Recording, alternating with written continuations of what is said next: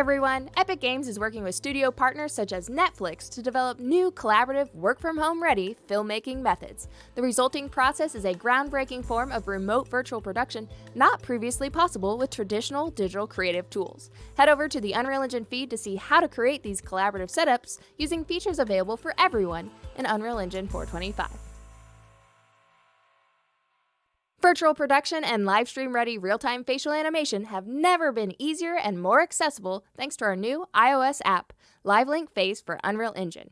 LiveLink Face streams high-quality facial animation in real time from your iPhone directly onto characters in Unreal, helping filmmakers, streamers, and animators streamline their workflows. Learn more about LiveLink Face on the feed and download it from the App Store today.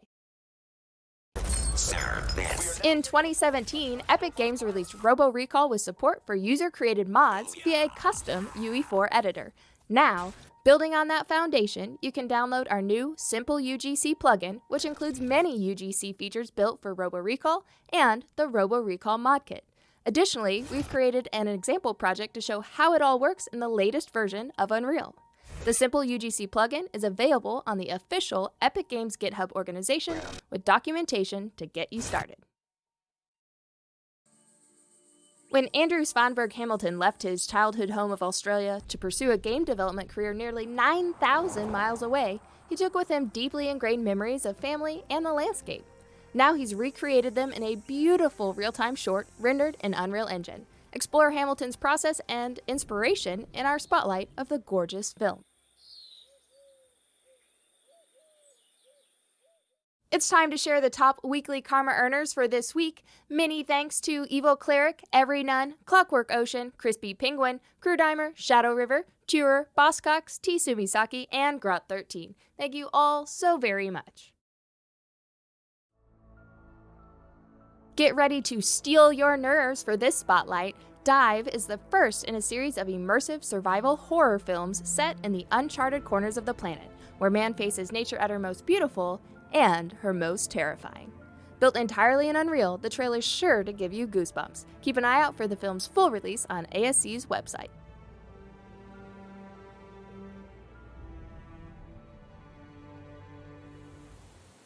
Here we have a beautiful RTX lighting study by veteran 3D artist Finn Matheson, with a main focus on composition, mood, and lighting. The scene was created with a combination of Megascan's assets, Evermotion, and personal assets. Venture over to ArtStation to see more of Finn's gorgeous work.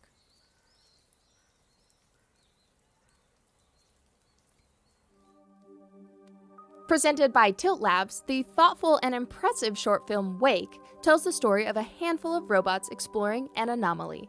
The small team did an outstanding job showcasing their abilities, and you can see more of their director Jeffrey Zachariah and the team's work on their ArtStation.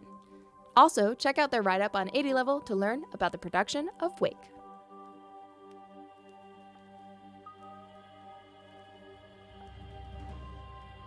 Thanks for watching this week's news and community spotlight.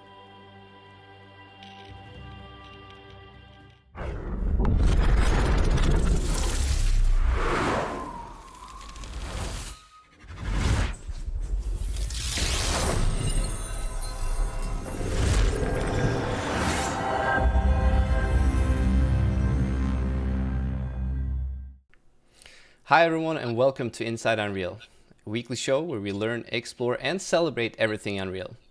I'm your host Victor Broden, and my guests today are a large team of very nice people from the Coalition. I would like to introduce, first but not least, Colin Penty, Studio Technical Art Director from the Coalition. Hello. We have David Coleman, Technical Art Director from the Coalition. Hello. Nick Christiani, Lead Level Designer, also from the Coalition. Who'd have thought? Hey. And Mike Rayner, Studio Technical Director from the Coalition. Hey everyone. Welcome to the stream. Today we are going to cover Gears and Gears Tactics, and yes, there will be a small little sneak peek of Xbox Series X, but I will let you all go ahead and handle that. So first off, I would like to let Mike Rayner kick it off. Great. Hi everyone. I'm Mike Rayner. I'm the Studio Technical Director for the Coalition, and we're going to talk about obviously Gears of War, and we're going to talk about our use of Unreal within the studio. I've got a brief agenda here that really covers what we're going to, at a high level, what we're going to cover off. I'm going to start talking a little bit about our studio, the history of Gears and Unreal, our use of Unreal Engine at the studio with Gears 4, 5, and Gears Tactics. Talk about what's new, what we're working on now, and then I'm going to hand it off to much more interesting demos with Colin Penty, Nick Christiani, and David Coleman, who are going to give live in-editor demos. So here's a picture of our studio, the Coalition, and our motto. If you want to go fast, go alone. If you want to go far, go together. The Coalition is a name that speaks to the lore of Gears of War, the Order, the Coalition is of ordered governments, and it speaks to us really coming together with a unified goal, and that, of course, is to make Gears and AAA games. We're part of the Microsoft Xbox Game Studios. We're based in Vancouver, Canada, and we've been home of the Gears of War franchise since January 2014. Real quick, sort of at a high level, this is kind of the breakup of our internal development between engineers, designers, artists, audio, producers, and animators. Really just to give you kind of a view of how we split up our team and the talent that we have. Being a studio that shepherds a large franchise, we also have these other components with community support, esports, licensing, business intelligence, of course the website, and then studio operations. As you would expect with any large studio, we have a number of components and functions. So let's talk a little bit about Gears as a history. So Epic is the original creators of the Gears IP. It has always been a technical showcase of Unreal. And really, I just wanted to acknowledge the roots of the franchise. And we're grateful, the Coalition, to be able to build on this legacy. And we just want to thank Epic. And I really didn't think we could really talk about the current Gears without really kind of paying homage to the past. So thank you, Epic. So I'll talk a little bit about Gears of War 4. So Gears 4 was our first game on Unreal Engine 4. Gears was a bit unique in the sense that it was really important for us to retain the core Gears experience when starting Gears of War 4. We felt it was really important for us as a studio to be sort of true to that kind of core foundations of Gears, and really live that before we made major changes and evolved it, which of course we did. We started with an Unreal script to C++ conversion of Gears. That was certainly a challenging thing because Unreal 4 isn't kind of fully backwards compatible with Unreal Engine 3, but we were able to bring over a lot of that core by converting it to C++. The animation and the AI technology we rebuilt from the ground up using the new systems within Unreal Engine 4, and we stood up cover systems, combat zones, a lot of the core AI systems required to create encounters in Gears encounters, and for a third-person shooter.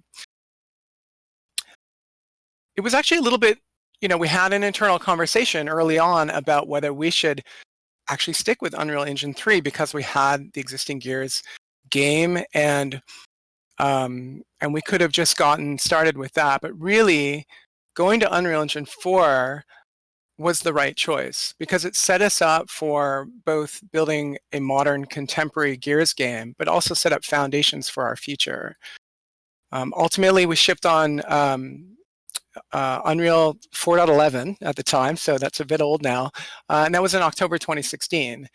And there was a lot of new Unreal features at the time that we were able to leverage that helped bring the franchise to kind of modern modern standards. Physically based shading was obviously a huge component to increasing the visual quality throughout the game. New lighting engine, improved reflections, shadowing systems, improved shading models for skin and metals, high dynamic range support was part of the engine, and we also leveraged dynamic resolution scaling, which was really quite important for us to be able to target different console specs between Xbox One S, Xbox One X, but also being able to maintain an extremely high frame rate and lock it and let it dynamically scale, maintain that high frame rate, but increase overall visual quality by keeping that bar as high as possible.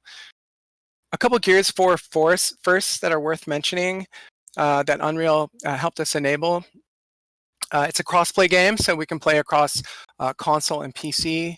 It's one of the first titles to ship on DirectX 12.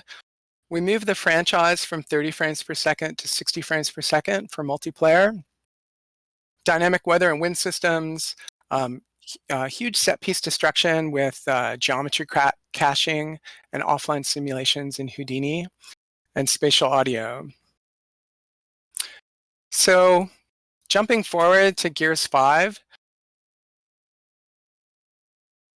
we were able to leverage the foundation, the technology we built for Gears 4, and really increase our ambition and challenge expectations and push the technology further with Gears 5. Gears 5 shipped in August 2019, and it's actually a blend of Unreal 411 to 420. For us, we'd actually made some pretty extensive engine changes, which made a full integration prohibitive. Certainly possible, but could have been quite disruptive with a large production team.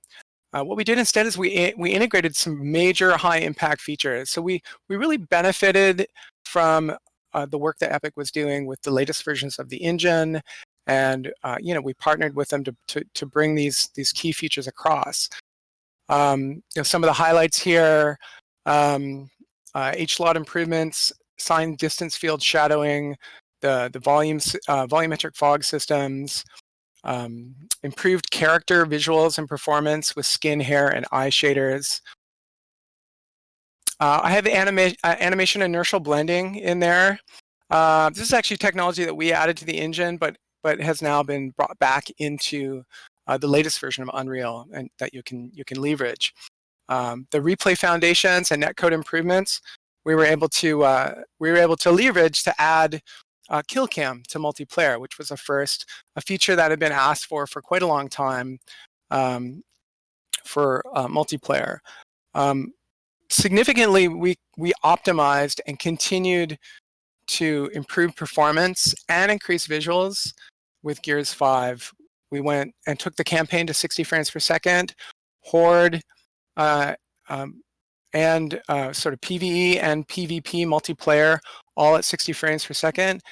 And Gears uses dedicated servers, leveraging Unreal Engine support for that.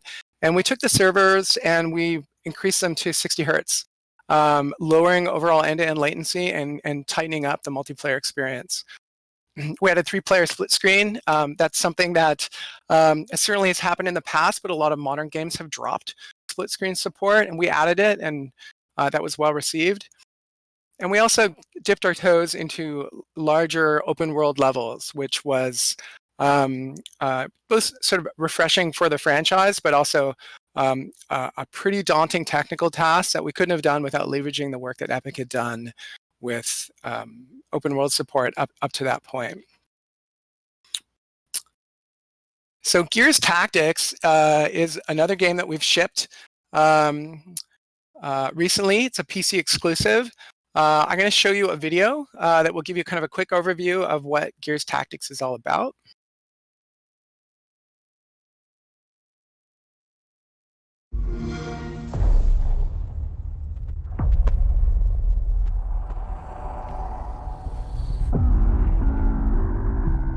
They came for us in invaded every part of our world. So, we did the only thing we could. We set the world on fire.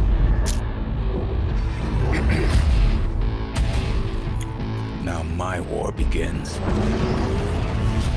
Against the monster that created these monsters.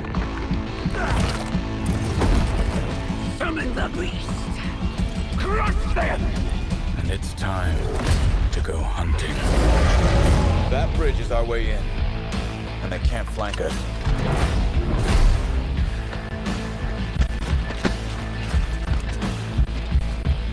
Don't go gentle.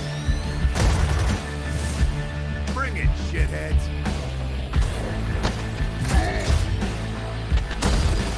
Love one!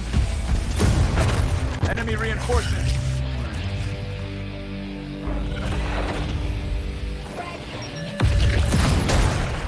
Find your own ride, asshole! Get out of squashing range.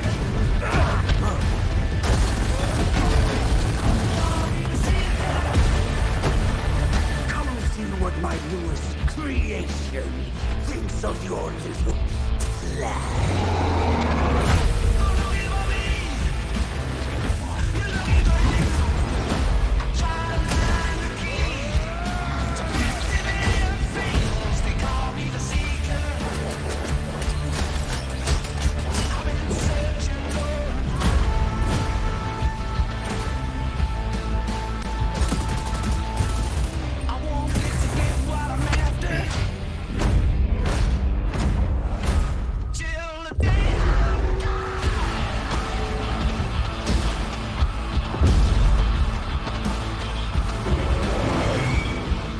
Just like we planned it.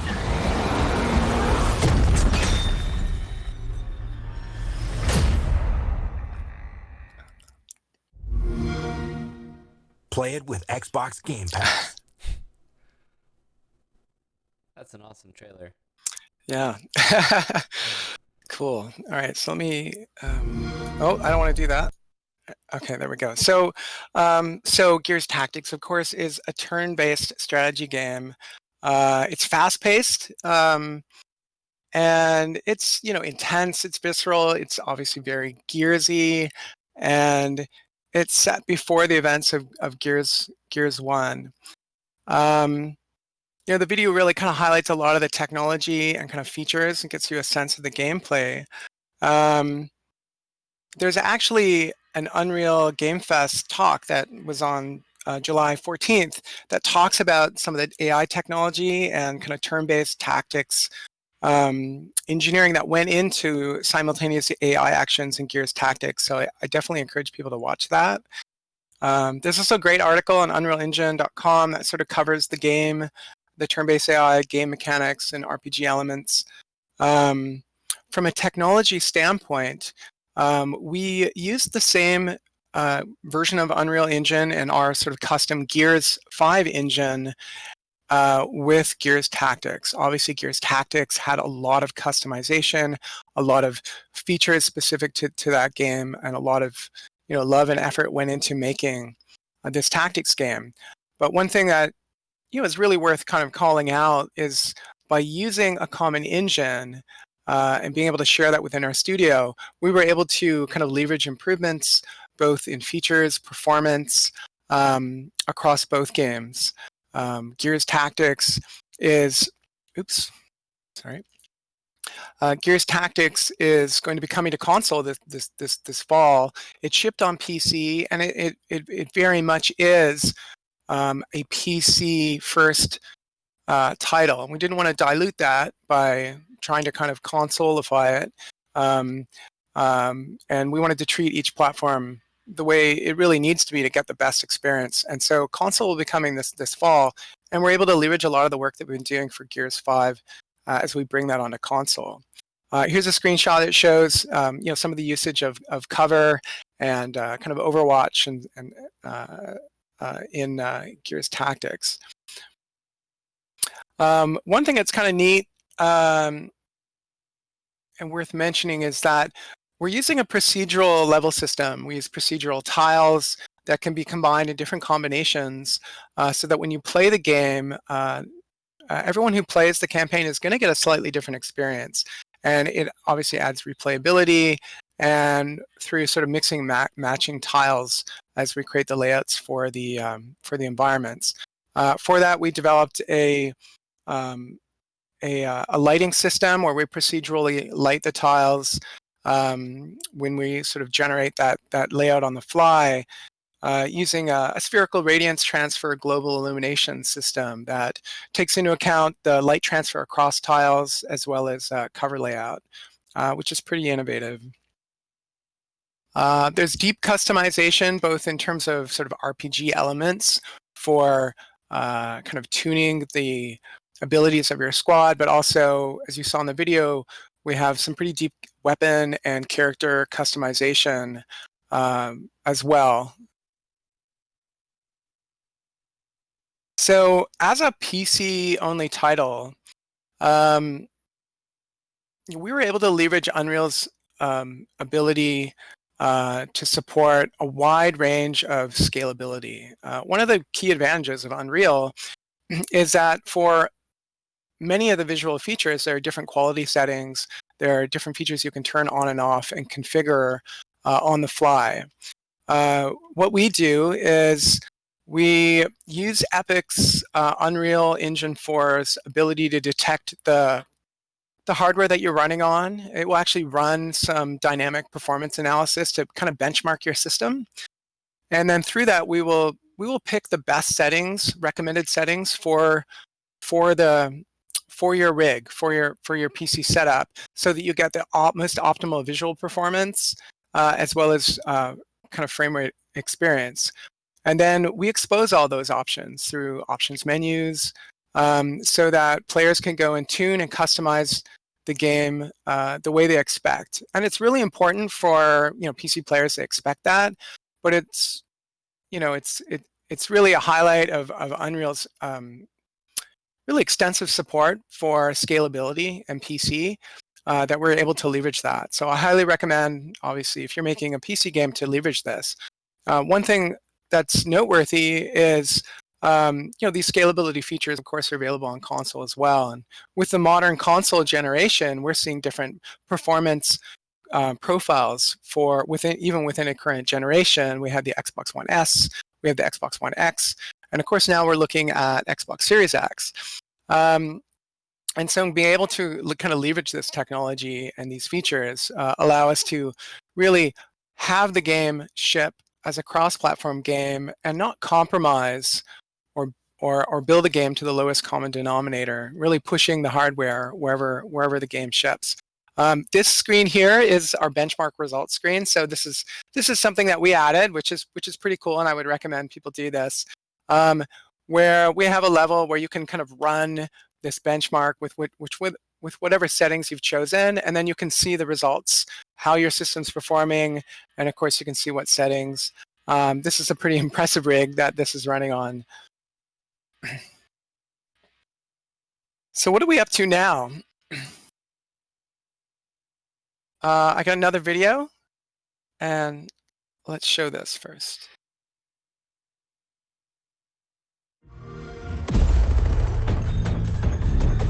This is really bad!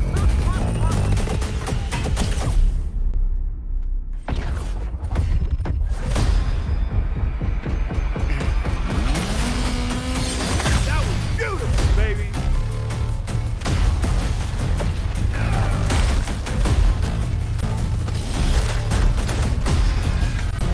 Who wants the party? I'm back, baby! This is my kind of fun! So weak! Oh, yeah! You're pathetic! Let's do this! Here we go! Bring it on! Hell yeah! That's how we do it!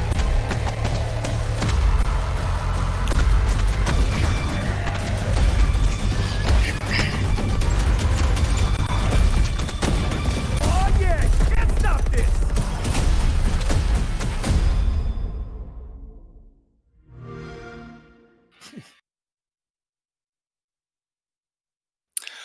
So that was the trailer for our Gears 5 multiplayer Operation 4 that just came out. Gears 5 has been out for 9 months now. It has a large active multiplayer base, and we have been constantly updating the game and providing new content and features for the title. We have quarterly releases called Operations, and that was the video for Operations 4, which just came out 2 days ago. With these operations, we'll have new character skins, we'll have new character customization, new maps, new modes, bug fixing, and gameplay tuning. The changes we make are very much based on community feedback, and we prioritize what we do to really try and kind of meet the expectations of the community and to continue to support and build momentum for the game. This recent operation, we've had some pretty significant changes based on feedback. And we've had some really positive response to it so far. As you saw in there, we have like a new ranking system, more consumer-friendly store, improvements to gameplay tuning, matchmaking improvements, and of course, new content and experiences. The game has really evolved quite a bit. And, the main kind of point here is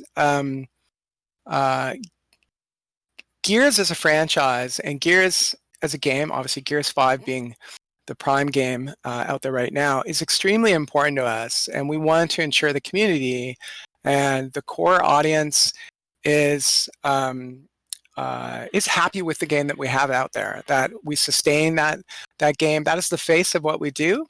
And we're going to continue to update it. We're going to have future operations with new maps and new skins and improvements, and obviously driven by sort of community feedback.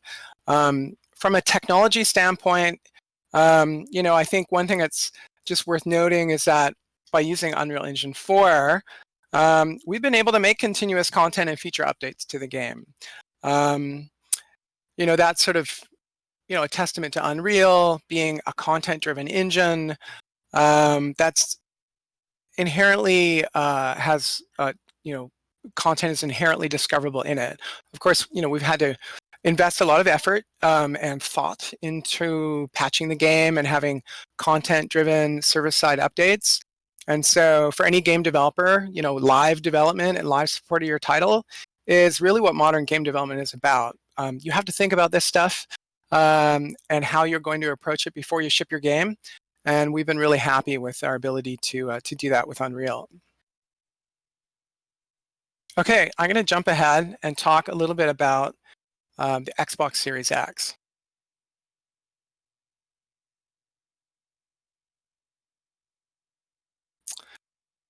Okay, sorry about that.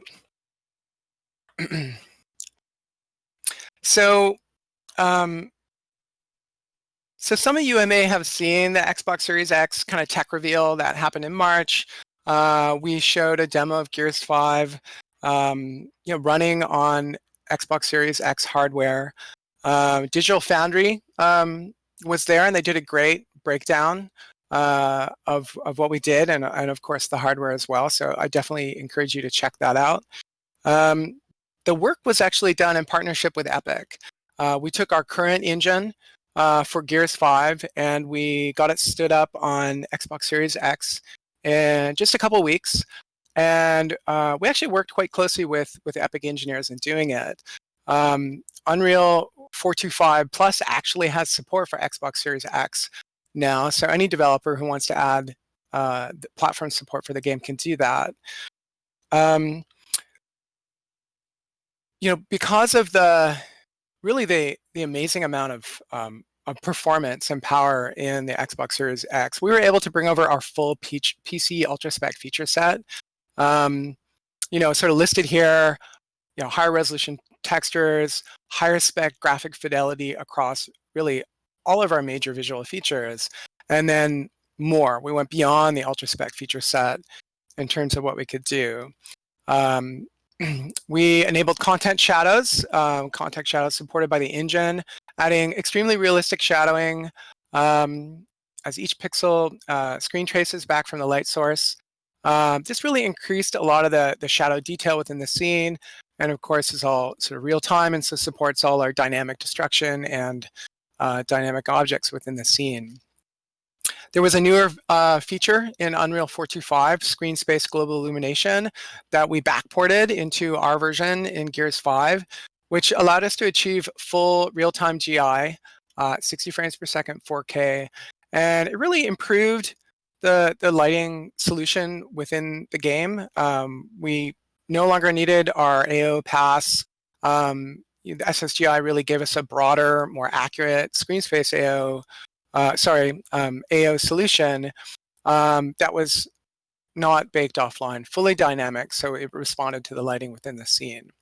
Higher particle counts.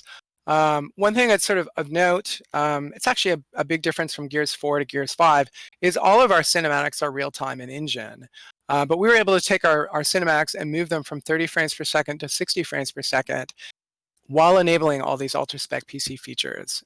So it really looks great, and I'm excited for people to get their hands on it when it ships this holiday. We're investigating 120 frames per second support for multiplayer, which is pretty exciting. The hardware is certainly powerful enough to do it, and so we're not announcing anything right now. But you know, this is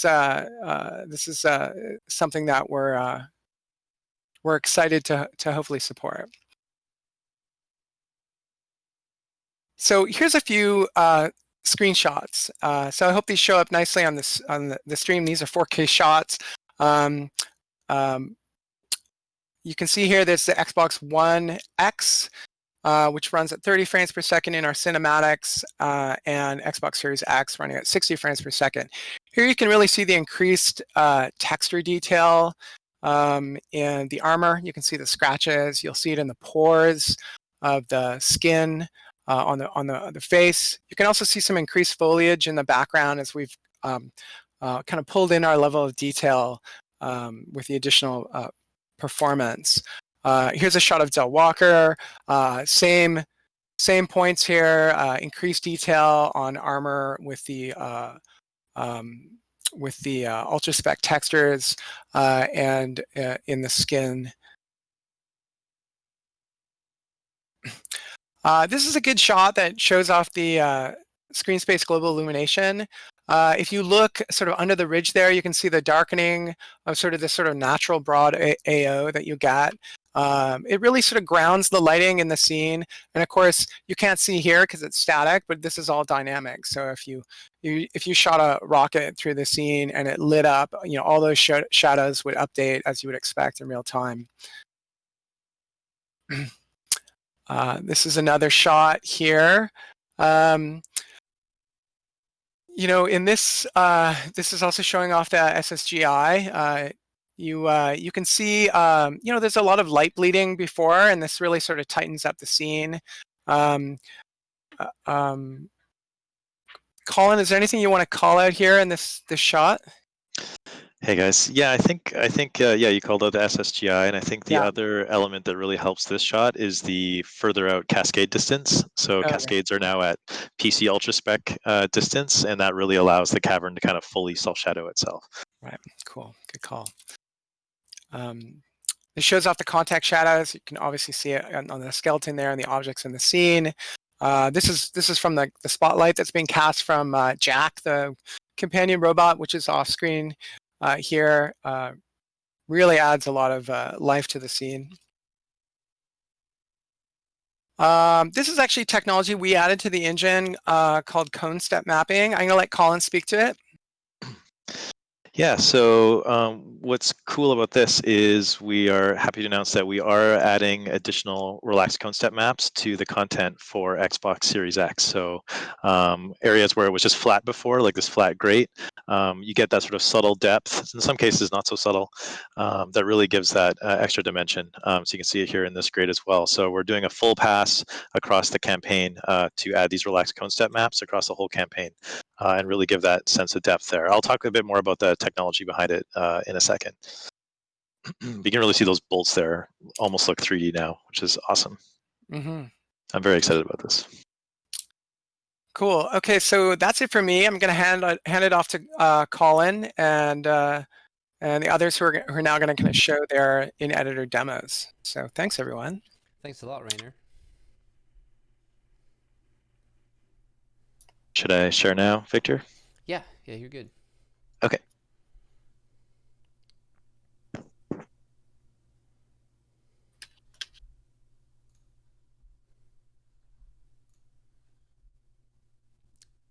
Okay, can you guys see that? Yep. Mm-hmm. Sweet. Okay, so I am just going to, I have like a video here I've edited together of Gears 5 running in the editor. So I'm going to talk for a little while about just Gears 5 work, and then at the end I'll show off a little bit more Xbox Series X features like SSGI and contact shadows. So starting off here, I wanted to kind of show what the opening area of the game looks like. So this is sort of the opening area with all the fish there under the water. You can see a little vertex shader. And this area, we spent a lot of time on because it was the opening of the game. So lots of all the systems are running here. We've got vegetation, we got the volume fog, obviously the particle systems there with the waterfall.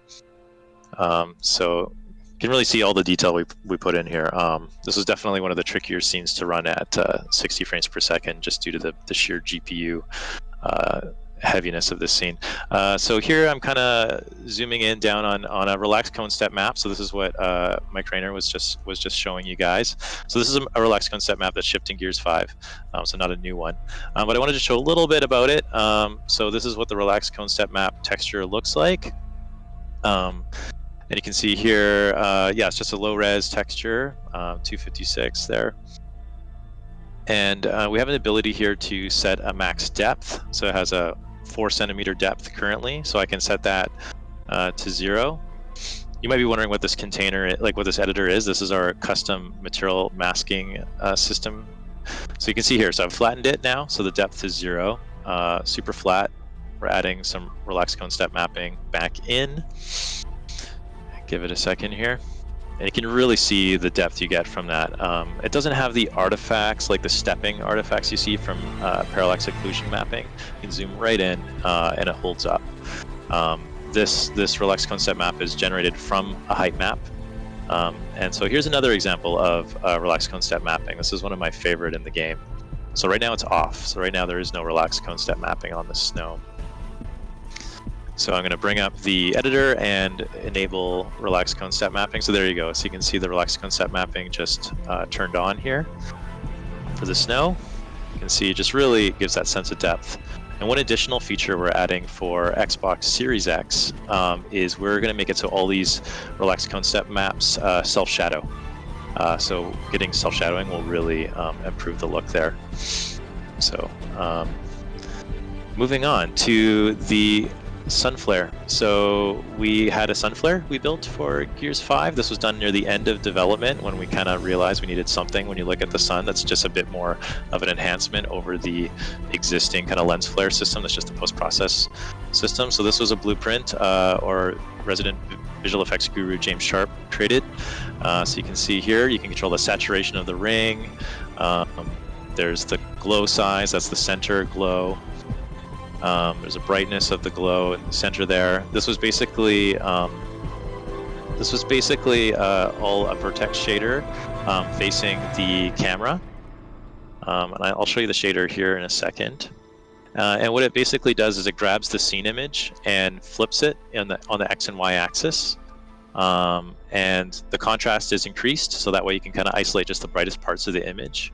And so that way you kind of get a glow on the opposite side of whatever the bright thing is in the frame, which is semi-realistic.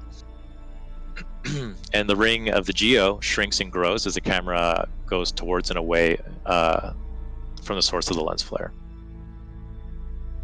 So geocaching. So this is our geocache solution. Basically, this is equivalent to what Unreal Engine has out of the box. This is the collapse in facility at the beginning of the game. So you can see here, we got this super dense mesh. This was all simulated offline in Houdini, and then brought in as a vertex stream. You can see at the top here we got 1.4 million verts, 700,000 triangles. Kind of reflecting on this after watching Unreal Fest and Unreal Engine 5, this has less triangles than a rock from Unreal Engine 5 demo. So looking forward to Nanite there. It'll be amazing. But yes, you can see here just how cool this looks when you just kind of play it through and just right through in the editor. Our geocache system uses compressed transforms. It's a slightly custom solution because we built it before Unreal Engine 4 added support for it. So that's why it's slightly different. We basically are using 8 bytes per frame per object to stream that. So this is Rocket Hangar, one of our larger levels. This is one of the levels that gave me a slight heart attack when we kind of realized we had to hit 60 frames per second with a level this dense and this large. So yeah, I wanted to show you the kind of the HLOD colorization of the Rocket Hangar. Anything green there was, I can rewind a little bit because it's going a little bit fast. Anything green there is a visible HLOD. Anything blue is a invisible HLOD. So I'm using the level of detail colorization there. So you can really see kind of where we put HLODs in this area of Rocket Hangar. You can see, lots of things popping in and out. But what I think is cool is when you go to lit mode, you don't really see anything. You don't see the pop. And it's a testament to kind of the hard work our tech art team did in this area. I believe Samuel Cloutier, our tech artist, did the HLODs in this area, did a great job. But it was a huge challenge to kind of get this level running at 60. Mainly it was draw thread, just the sheer object counts. So that's where you want to use your HLODs to reduce the draw thread. But of course, it's a balancing act with memory. And so this is LOD colorization now, not HLOD. So it's just showing you kind of the LODs that were used as well. So you kind of use the two in conjunction to really kind of hit performance. Okay, volume fog. So we were very excited when Epic added volume fog to the engine. We integrated that over to Gears 5 immediately. This was kind of one of my favorite hallways of the volume fog in Gears 5. So you can see here, this is with game view off. You can see we added these blueprints called fog detail sprites, and it kind of allowed us to add more detail to the fog if need be. I'll show you a bit more about that in a second. But right here, I'm changing the grid pixel size down to 12 here. So you can kind of see this is sort of getting into like PC ultra spec, and I believe like this is 8. I believe around 6 or so is, yeah, this is 6. This is PC insane spec, I believe. So really get that clarity of detail right from the volume fog. So we've been able to go to PC ultra spec settings on Xbox Series X for this fog, which I'm very excited about.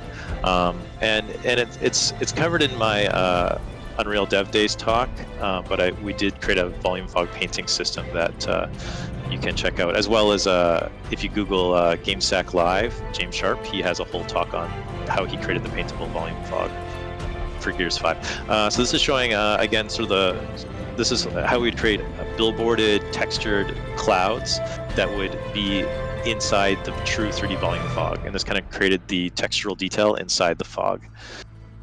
We were just, with the grid pixel size, we just couldn't get it quite high enough in the fog itself to have a cloud shader. If we had unlimited performance, we could do that as well, and we did that, but we just couldn't run it. So we kind of hit this middle ground where we'd have volume fog, but with not a lot of shader detail, and then we'd put these billboarded textures inside. This is me just playing with the settings on this blueprint. It's called the fake volumetric blueprint. But it really created some convincing results actually in the final game. You can see our lens flare system there again. Okay, lighting. So I'm quite proud of the lighting solutions we came up with for Gears 5. I think it really allowed us to kind of unlock the full power of the engine and the consoles. So here's the ice overworld, flying around. I love doing this in the ice overworld and the sand overworld. So you can kind of see there's some volumes there where those are blocking volumes where the player can't skiff over. So I'll go over here and start enabling and disabling some shadows.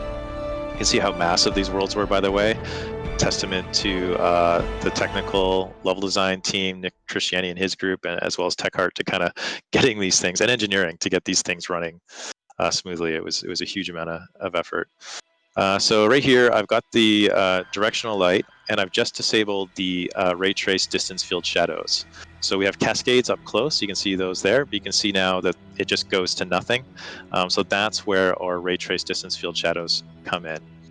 So when you can see when I have them back on now, there's really a nice blend between the cascaded shadow maps and the distance field shadows, and it solves that tough problem which is how do you shadow things in the distance, right? You don't want to bake out everything because that just ends up costing a lot of memory and time.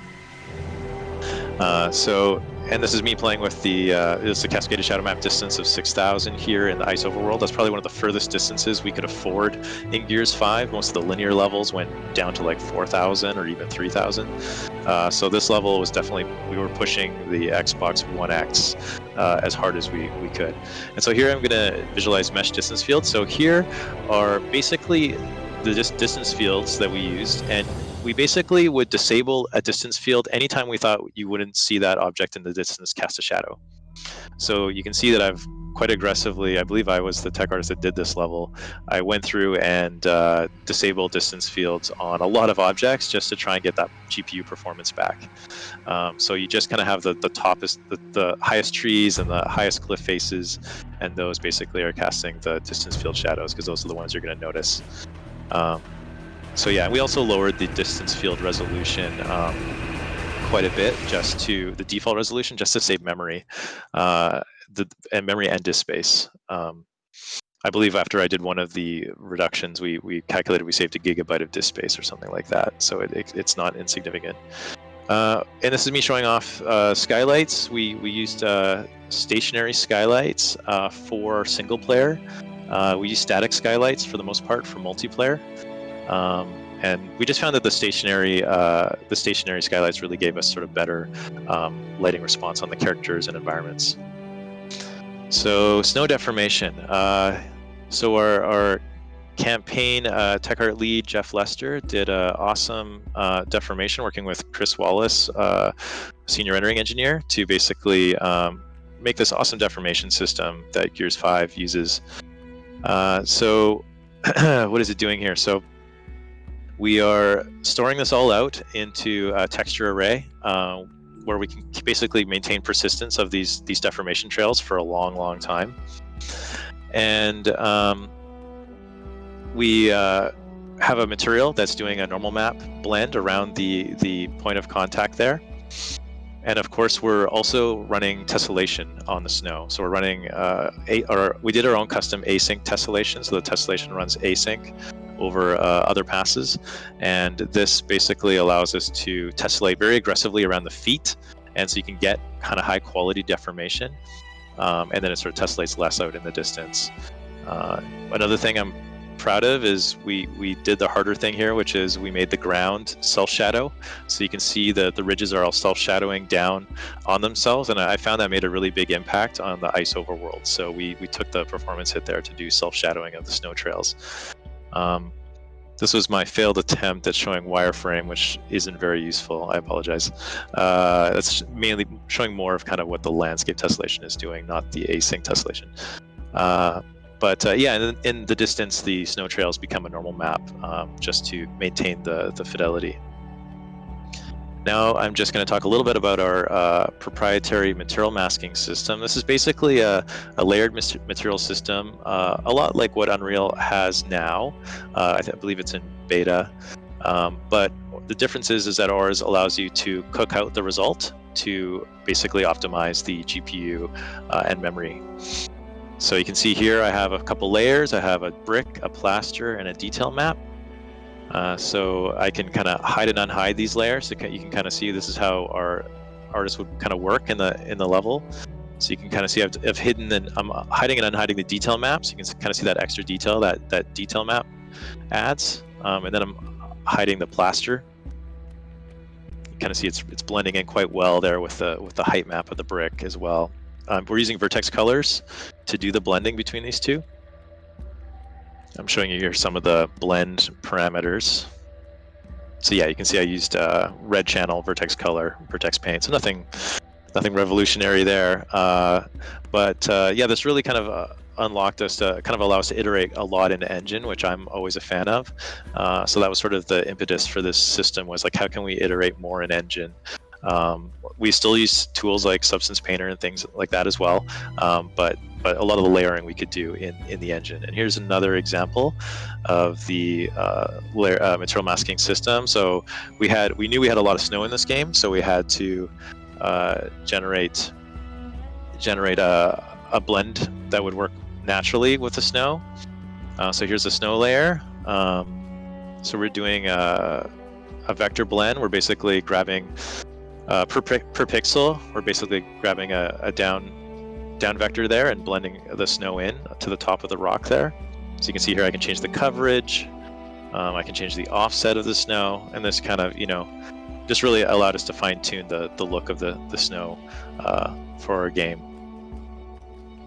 And you can see here I have a whole bunch of additional layers. Like there's the base rock here. So I've gone down, so we could have what we call nested containers in the material masking system. So I've now gone down a level, and this is just the rock container. And you can see all the different layers. And also here, what I'm showing off, I believe, is these are what we call the smelted textures. So these are the textures that get cooked out of our material masking system. So red and green are the normal map, and blue is the smoothness map, and alpha is the metalness map. And yes, we use smoothness, not roughness, on Gears 5. And we did this, and then we do a BC7 compression on that. I talk about this in my Unreal Dev Days talk, which is on the YouTube channel for Unreal Engine a bit more. But this allowed us to really save about 10 to 40% of our memory per material. We just have so many assets in Gears 5. We have so many game modes, so much content, that unless we did some aggressive packing like this, we just would balloon in size. So that was a big win for us, and the quality drop is negligible. You can't see it. Okay, now talking a bit about optimization. So this is one of the pre-Kadar levels, I believe. So going around, beautiful, snow-swept forest here. So let's look at some of the optimization view modes. So this was a cool view mode we added called Auto Sun Shadow. This was done by Steve Anachini from Disbelief. And what it did was it basically would calculate which object is in shadow and which one is not in shadow. And if an object is in shadow, it would auto disable casting shadows on it, because you don't need a shadow if it's already in shadow. And this would really help us on the draw thread and the GPU. And you can see here I had this ability to force disable. So anything that's red has to cast a shadow, and anything that's green does not have to cast a shadow. Sometimes you might see something that's green that's in the sunlight. That's probably because we forced disable the shadow on that to save performance. So this was really handy to really rapidly allow us to hit performance, because we just found it was such a brutal, time-consuming pass to kind of have a tech artist go through and go, is this object in shadow? Okay, disable the shadow casting. And so this really was an accelerator for us. I'm sure someone today could probably write a fancy blueprint or Python script as well to do this. I know the tool did rely on light mask to kind of calculate what it was doing. So now I'm going to play an editor here. So here's a character. This is what it looks like when we play an editor on Gears 5. So again, so cool to this day for me that you can just play an editor using Unreal Engine and just play the game and do things and play with assets. And so I just wanted to show shader complexity. I thought some people might be interested in that. You can see this was there's some heavy stuff here, right? This has the deformable snow on the ground, and that's one of the heaviest shaders. So that's why that's so bright red. And then the character shaders are some of the heaviest shaders in our game as well, due to the amount of layers you can have on a character shader, right? Like a shield or blood or goop, or so many of the other effects you can have in some of the other game modes. Here I attempt to show quad overdraw, which doesn't work for some reason, but I'll show it to you in the editor in a second. So shader complexity was a mode we of course relied on a lot here, and this is just showing off. I was kind of just trying to step through a bit of the early process of what we would start to do to look at performance. You bring up stat unit here, So you can see I have stat unit. I'm looking at the game draw GPU times here, and we have this work in total. And so I would be looking at the work numbers and sort of start hiding things. So hide all the static meshes, hide all the skeletal meshes, and then look at what those numbers are doing. So hide all the instance foliage in this case. And that really kind of helped us. That was just like the first step of many steps to kind of start identifying, okay, what's the bottleneck here? What's the issue? That's hiding the shadows, show dynamic shadows. That was always a handy one. And then so beyond this, we would of course, we'd be doing this on an Xbox, not in the editor. And on that Xbox, we'd then probably run pics to further deep dive into what's going on. There's of course the Unreal Insights tool now, which does a lot of that in the newer versions of Unreal. And this is quad overdraw in the level. So we would use this we didn't use this early on, and then we began to use this a lot to kind of later on to identify LOD issues, like an LOD that's maybe heavier than it needs to be. This was a great way in the overworlds especially to identify issues. Anything with vegetation, that was super handy to have as well. So there's some of the view modes we added. And so now onto characters. So, this demo wouldn't be complete without looking at some cool characters. So here's Dell. We really put in an effort to have a strict draw call budget. That Dave Coleman and crew did a great job at kind of keeping that in check and enforcing that. So that the draw call budget was sort of, it's all getting hazy now, but it was roughly like 6 materials. Beyond that, we were a bit concerned about draw calls. And so you can see here we have all the shaders on the left. Here's like one of the skin shaders. We did create a new shading model for the skin that wasn't too much different than vanilla as it is today, but we did improve the backscattering from Gears 4. We realized at the beginning of Gears 5 that the Gears 4 backscattering wasn't fantastic. And then we added dual lobe specular, and I think it was like the next month Epic announced that they were adding dual lobe specular to the skin shader. We're like, oh, okay, great. So we don't have to do this in the future. And we added a lot of detail normals on Gears 5. We were big fans, not just on characters, but for environments as well. Like one of the big content changes from Gears 4 to 5 is detail normals on everything. So this is the armor on Dell. So at the top level, you can see it's fairly simple, right? We have the dynamic layer. This is where all the dynamic systems happen on the character, like blood, splatter, gore, and all that. But then there's this smeltable layer. This is where you can see really the complexity that we were dealing with the amount of layers the character team would put into their material containers. It was quite amazing what they were able to do within Unreal. So lots of layers here basically was my point. You can see, and then every layer points to a nested container, and that nested container is one of our base swatches in Unreal. Okay, so wanted to show you off some cool Xbox Series X stuff. So let's look at some of the SSGI in the game. This is all running in editor. This is not running on Xbox Series X, but this will run on Xbox Series X fine. So this is an area in defense, and I thought this was really amazing, kind of the grounding that the SSGI gives. So that's with it off there, and that's with it on. You just really see under the desks and the chairs, just the broad AO you get from the SSGI really does a fantastic job to make this level really look more believable. So this was really exciting. Now, of course, when I disable the SSGI, there is a SSAO that would be there in Gears 5 that wasn't visible there in the video, but it's quite subtle when I tried it. Okay, so this is in the shed, and this is really cool. So I've just turned on SSGI off this jack spotlight here, and you can really see the GI bouncing around the scene. And for me, it's just so cool that we can have real-time GI at 60 frames per second on a console. It just feels like a few years ago we were working on Xbox One, and like none of this was couldn't even contemplate any of this.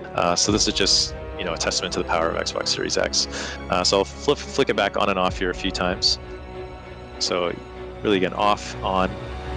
You really see that nice, and it's not like a fake GI. It's a real GI, per pixel. So it really shows off kind of the nice moments. So definitely the flashlight moments. I've been loving the flashlight moments in the Gears 5 campaign with the SSGI enabled.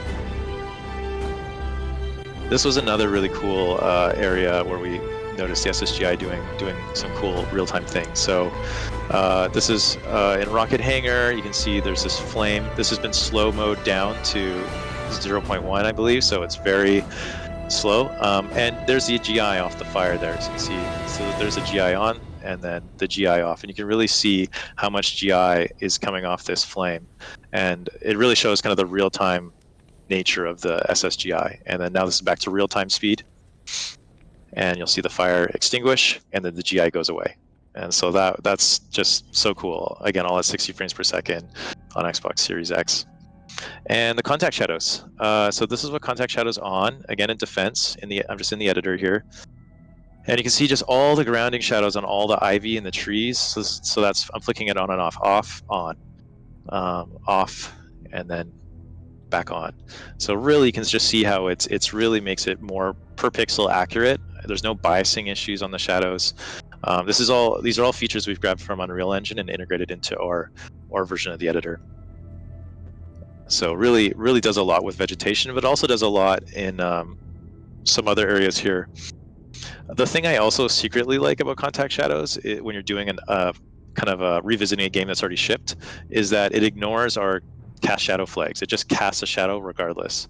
And so that really helps. If we disable the shadow for optimization purposes, you now get a shadow on that object without us having to go find that object and turning the shadows back on. One thing also worth noting, you might see in that UI there, we split out the SSGI AO and indirect as two separate tunable parameters, as well as, of course, the contact shadows. And this really gave us the full control. So we can tune contact shadows on off for directional lights, spotlights, point lights independently, as well as SSGI, the GI component, and the AO component differently. So that really is kind of what TechArt is doing right now. As we speak, TechArt is going through campaign and multiplayer and tuning these values per level. So again, you can see the contact shadows you get all on here. Most obviously, these objects probably had their shadows disabled on Gears 5. Just because for performance reasons, so these would have been off as well on PC. So now with these contact shadows, you get these amazing shadows again that we were missing before. So it really helps the believability. So contact shadows off, contact shadows on. I think I show one more corner here. Yeah, so contact shadows off and on. Just the amount of detail there is awesome. So again, this is all work in progress. You know, this is live and we're just tuning this as we speak. But just wanted to give you a quick glimpse of kind of Xbox Series X and what we're doing there. So I think that's it for me. I'll stop sharing. On to me. Super exciting. Thanks, yes. Colin. Cool. Hi, everyone, and thanks for joining in. Like I mentioned, I'm a lead level designer. We're going to talk today about cover, the cover system in Gears, and the level management. So that's also for the open world, overworld stuff and the linear levels. But talking about cover first and foremost, Rainer mentioned that we pulled cover over from Gears 3, and what I find really interesting is if you can get your hands on a physical copy of Gears 1, I don't know if it's in the downloadable copy, you can open up the editor there and basically play with this more or less fundamentally as it is. We've copied the code over, we've made some UX changes, but if you wanted to lay out your own cover and try out and sort of do what we do, you can do that. What I've got here is sort of just a screenshot of what it looks like inside of our Rocket Hangar level. So the markup is a bunch of slots that are placed by hand for the most part by level designers. So there's some 1,200 objects on average in a level with multiple slots on each cover link. So there's a bit of a labor of love that the level design team goes through to put this stuff down that allows you to interact with it. And I'm going to play a video because I've got another level open to demonstrate some other stuff, but play a video just to show you the basics of cover inside of one of our cover gyms here. So cover has this parent-child relationship where you have a cover link that contains the slots. The slots are those red cubes there. As you move them around, there's certain selection methods, but really what the level designers do is they go through and they place out where each slot would be particular for the player to take an action on. in this case, end to end on this long rectangular piece of cover. You can go across from 0 to 3. As I add in these new pieces here, they're giving new actions to the player to do at those points. All of this is generated by raycasting forward, finding our collision, and then the system sort of decides, okay, can I pop up? Can I mantle over? If there's a cover slip or a SWAT option available, it'll generate that for you. We have the control to go in and do that ourselves, but I would say 90% of the time, we just rely on what the system does. If your collision is set up appropriately, it works out. And really what we're laying down is just a spline line that when the player gets into it, we drag the player along there. And as they reach these points, they're given opportunities. Now, that doesn't mean that the player can't mantle in between 2 points. So for instance, I'll pause. I just filled in those 2 points there. That doesn't mean that the player couldn't mantle in between there, but we're also placing for the AI. So the AI are going to actually use those points to generate some information as to line of sight or what actions they can specifically take. So as we go through, we only lay out one cover layout that allows you to move around and work with the AI. So this is a slightly more complicated example than a basic cube, but it gets the point across, and we would add some cover to the sides here and whatnot. And that's, like I said, you could kind of just get this from Gears 1 editor if you can get your hands on it and play around with it. It's a lot of fun to lay out cover. It does become tedious when we get those really large levels going. One thing I wanted to note here, that what we do when we build our levels, we're still on a Power of 2 grid when we port it over from Gears 3. So if you guys are familiar, earlier on, the Power of 2 grid, 2, 4, 8, and so on, we created a mesh set for ourselves that are these colored cubes here. That's just a 32 by 32 cube that we can come in and just multiply and scale a few times to get to our metric height that we want to, whether it's a 96 cover 3 times up, or we're going to walls for a single floor or double floor or whatever. The shapes are really basic. There's blocks and ramps and cylinders and stuff like that, but that really just allows us to keep a real quick metric gray box build out as we're working through our level. And you can't really talk about cover without talking about collision. So I have another screenshot here to share before I jump into the other editor.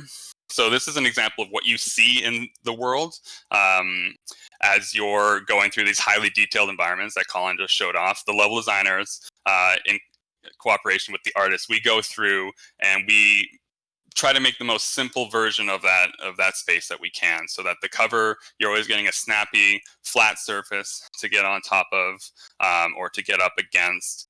The AI are going to be able to run around this without getting snagged on things. By comparison, that area has quite a bit of stuff going on in it. We go through and we make sure we turn things off and on, and actually to hit some of our really aggressive frames, FPS specs, we were originally starting with no collision on any asset. So when you build a scene, we start from a no collision base just to hit those targets really early on. Collision on 1,000 assets here and there really starts to hit your perf.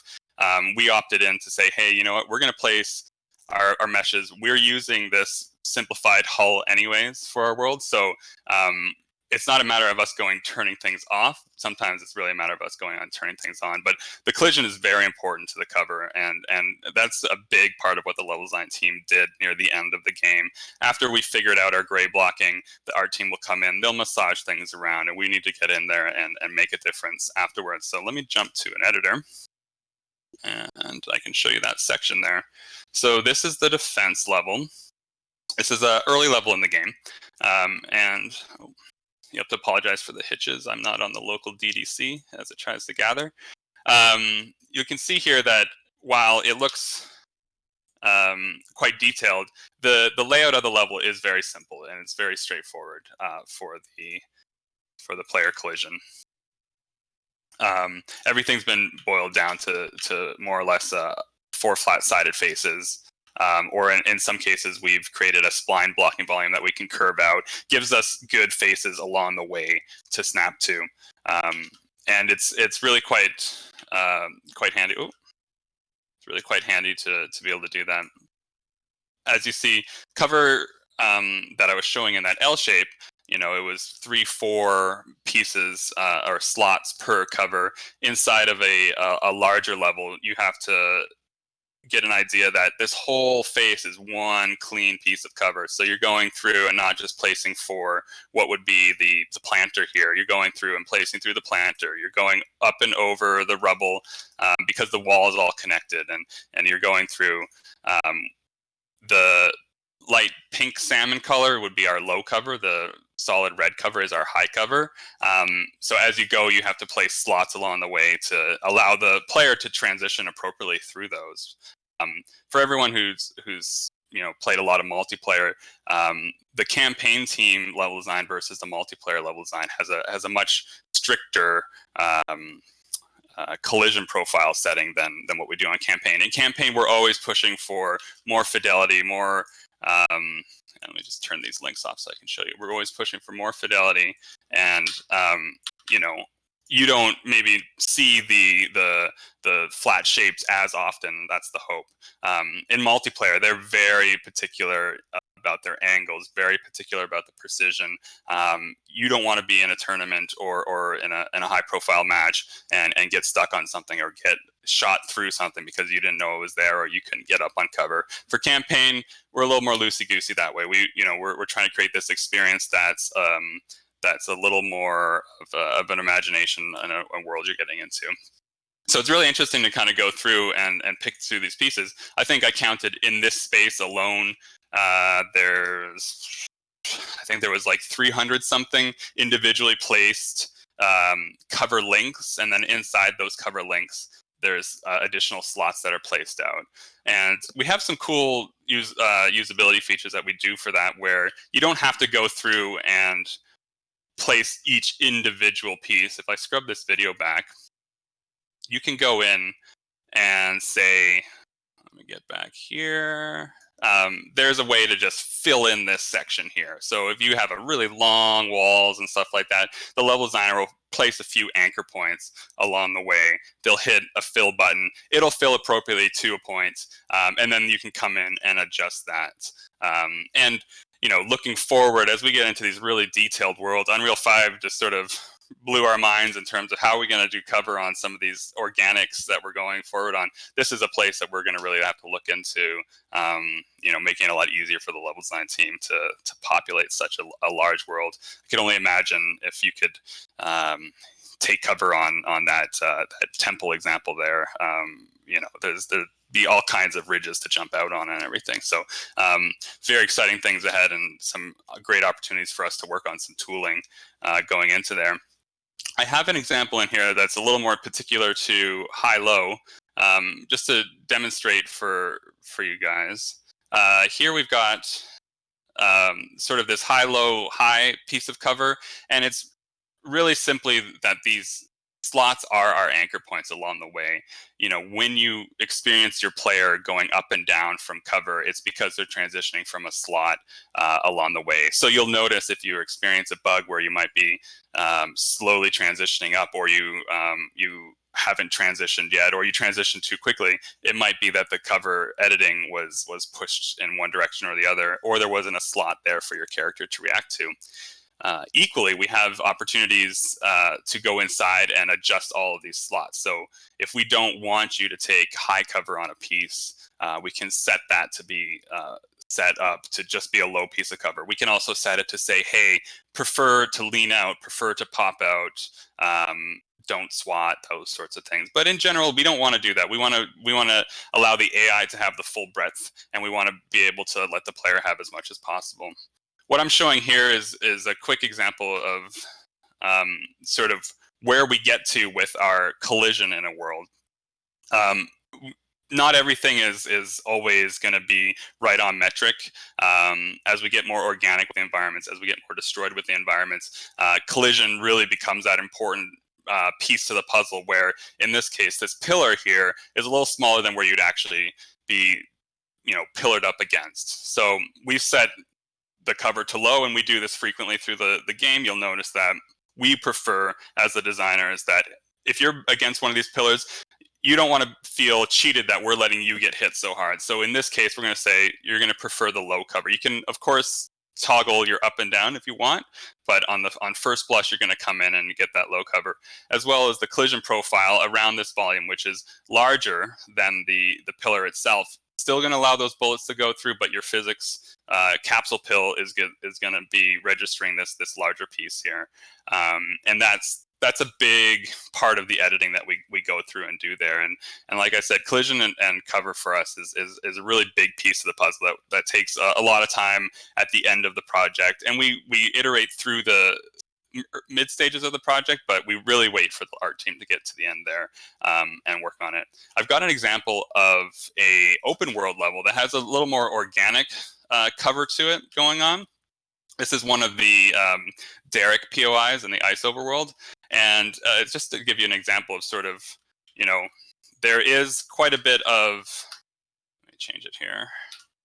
There is quite a bit of collision still inside this space. Even though it's a very organic looking environment, we simplify it down. And that's really comes down to us working with the meshing team when they're making their assets. We can't just say, hey, make a tree with a stump that hangs out and we're going to hit that. If there's a fallen tree, that stump can hang out and have a piece of branch that's pointing up, but really we don't want that into the player's view. If there is that thing, then we need to put some collision around it. So we come into a point where we want to have the simplest environment that we can, even though on the outside it looks quite a bit more robust than what we've got. So yeah, just give you a little fly through here. The cover system's also been expanded for us to include blueprintable cover. So here's an example of one of the ice spheres in the sort of the ice world. Likewise, in the sand overworld stuff and in the sand themed levels, we have the spiracles, the sand glass.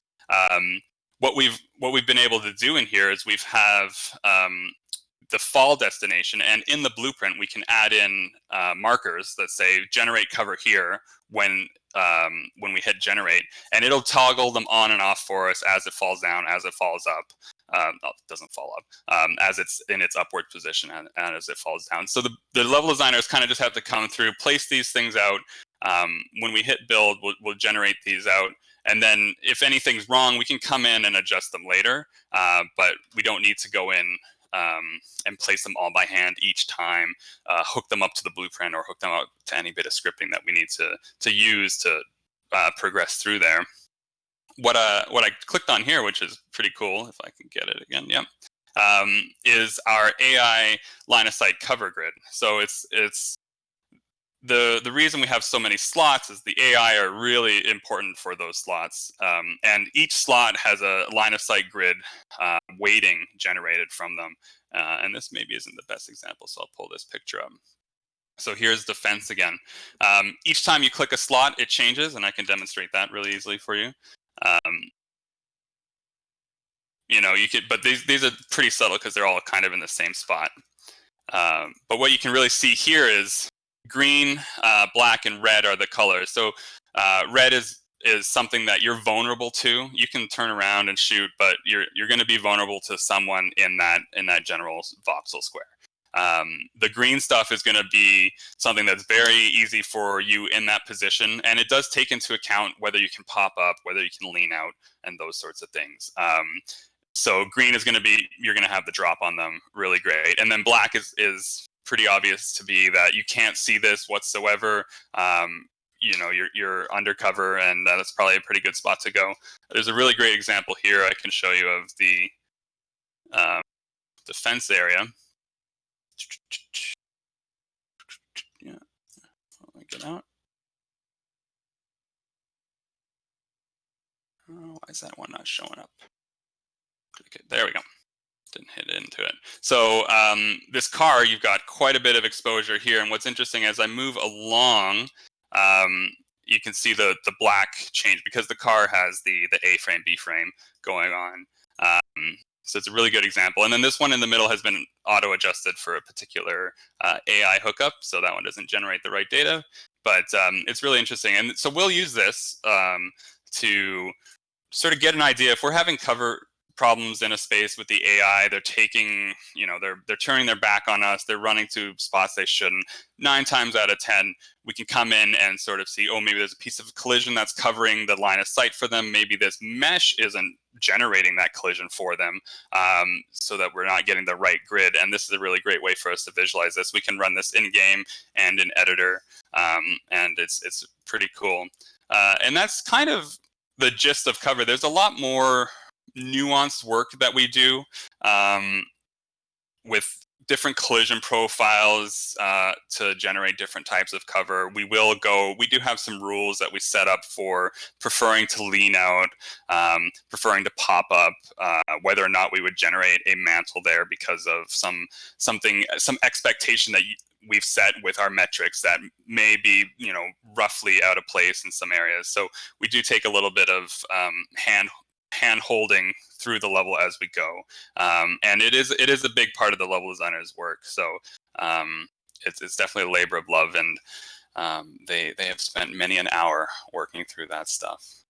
Let me just check my notes if there's any other cover stuff I could cover really quickly. Nope. Yeah, this topic could get quite deep, but that's kind of the basics of it. And I want to reiterate, if you can get a copy of the Gears 1 editor, you can just play with this stuff. You can make a low level, make a multiplayer level.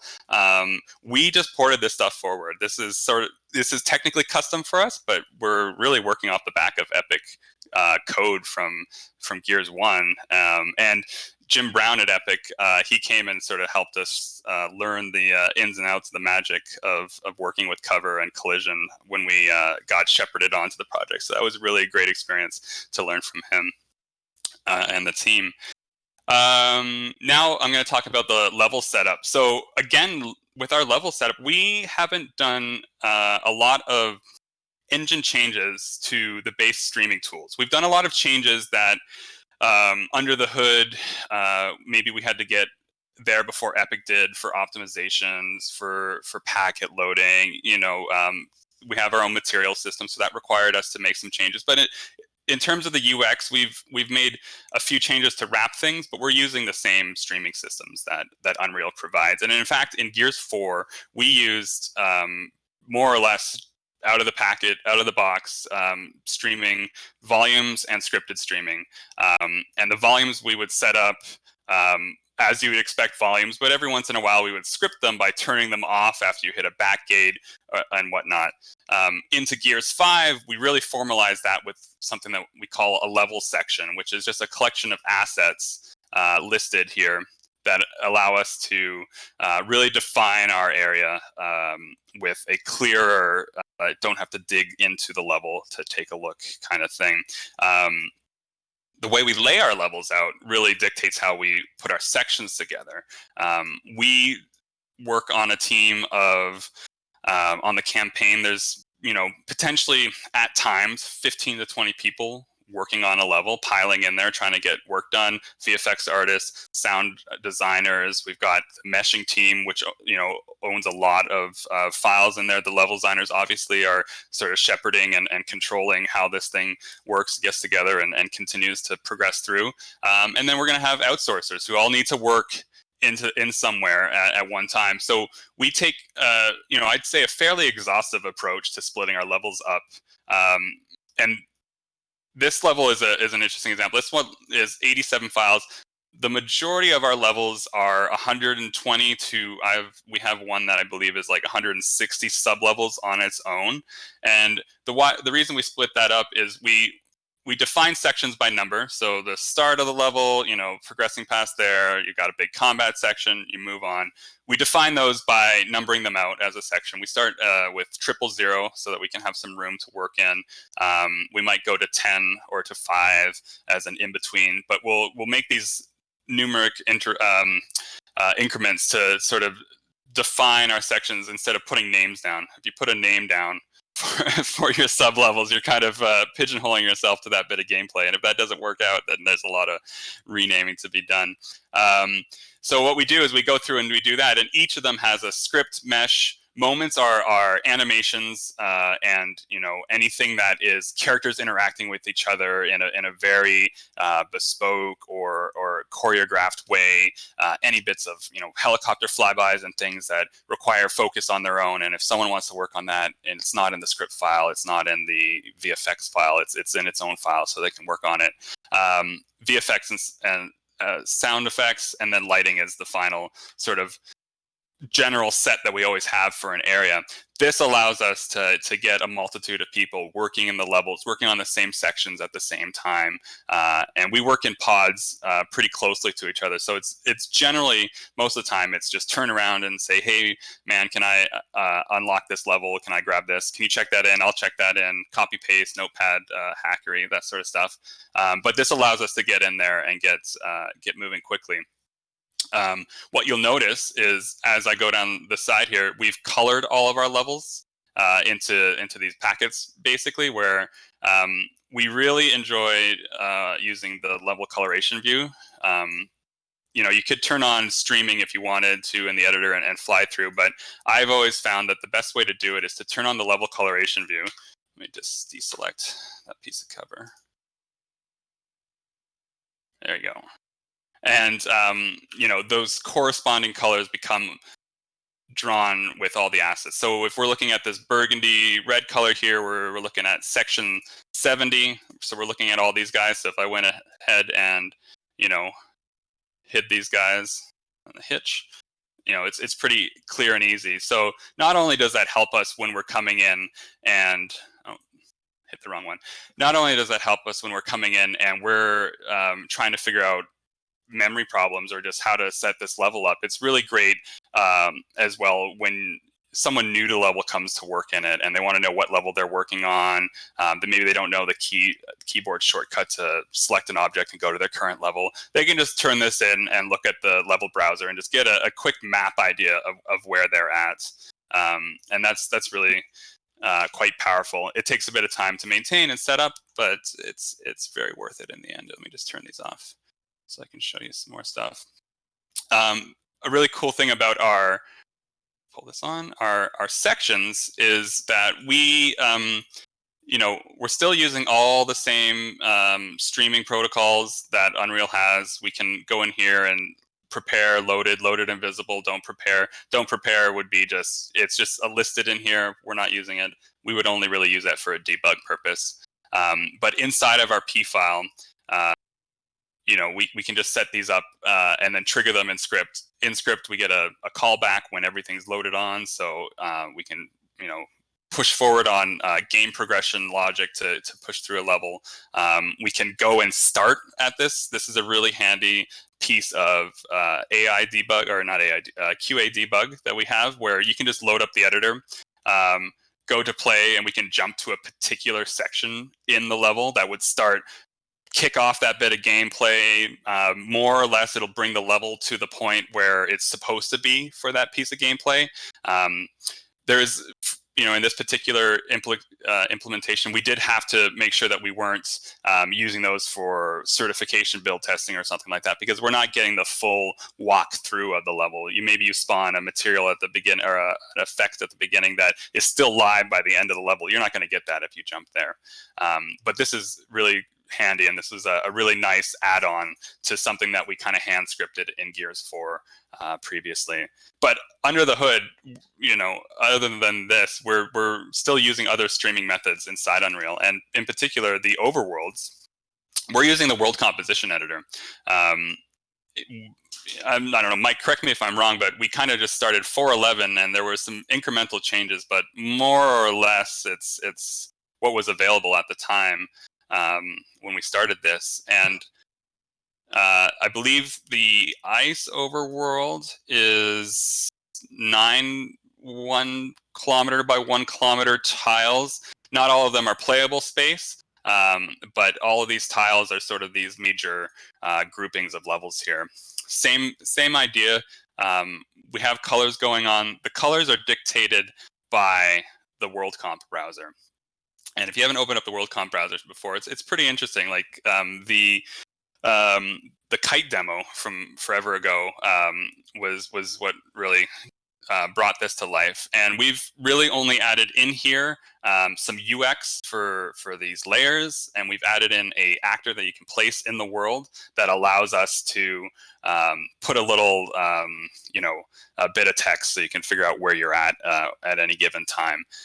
Aside from that, it's more or less the same, and it's all done by bounds distance-based editing. So as I'm clicking through here, you'll see these bounds for particular levels. So this is mesh B on X2, Y2, and as you skiff towards this with a streaming distance of 20,000. So if you're 20,000 units away from this bounds, you'll start to stream in all this stuff here.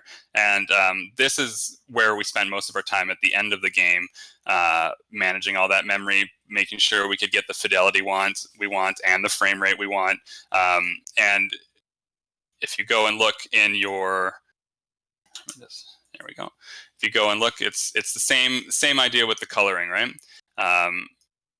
In this case, it's not about, I'm streaming in this particular piece because I'm hitting it, but it's sort of trickling in as we go through the world. And you can see, to a testament to the tech art team, all this red stuff is always loaded content. So some of our draw distances are very large in this level. And without this always loaded content, there would be a lot of popping or a lot of exposure of what's behind there as you load in. So they were able to get these assets looking high fidelity, looking really great without having to compromise on having them drawn all the time or through there. There are HLODs throughout here that will transition in and out as well, and that was a big part of the process for the overworlds here, bringing those into play. What do I have here? What else have I covered? I'd say the only other thing that we really changed from world composition, and it doesn't really come into play in this world here, but if I pull it over, what we allowed ourselves to do at one point was to get this details open. We allowed ourselves to offset a file, so we were figuring out how to work in conjunction with another team in Montreal, Behavior Interactive, and they started out helping us out, working on those POIs in the area. And we, you can't have them opening up the level all the time constantly. Early on, we were struggling with their network connection. They figured that out, but early on, we wanted to be able to say, hey, can we work isolated in an area?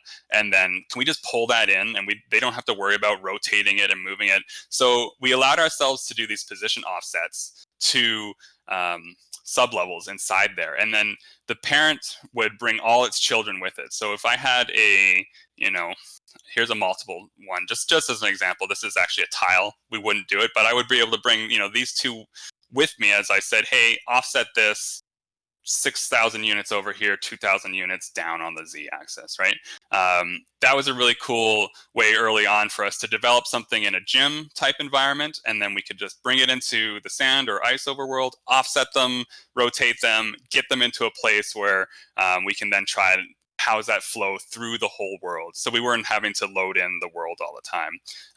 And of course, you can selectively load. I didn't show it because it would have taken forever, but before I loaded this up for the presentation, I opened the world, it's empty, right? And then you either go through and load them all. We added a quick load all levels, but it allows you to go in and work. So oftentimes what you would also do is say, if you knew that you were working in a particular section, you would just go in, just load this portion of the level. And that made it really great because the level that Colin mentioned, Rocket Hangar, that thing is huge. That level is, I have an overhead screenshot of that level. That level takes down most of our PCs most of the time. This one large open area here was another testament to the tech level designers and the tech artists to get this to not have those LOD pops in frame budget, because we've got combat underneath, we've got combat across the middle at one point, we've got combat off the sides. There's all kinds of stuff going on in here, and this is the largest one room that we ever did to that fidelity. And you can see just based on the size of these other colored sections here, this level is pretty massive on its own in its own individual areas. Do I have the? Yeah, I have the level browser for this one. So this one's 125 levels, and hopefully you guys can see that. Yeah, it's a big thing. But as you go through and you just organize it appropriately, and it takes a little bit of time up front to do that, it pays dividends in the end. And it's just basic Unreal stuff. We're not doing anything fancy there. We're not, we're not designing a visualization tool or anything that you can't yourself use at home. Yeah, I think I've covered. Let me just check my notes. I think I've covered it all. Yeah. I think the bottom line is the UX was really a little bit of what we changed. The fundamentals were always there, and the UX changes were just adaptions that we needed to work with particular partners, or to maybe increase a little bit of speed here or there as we uncovered what we were making.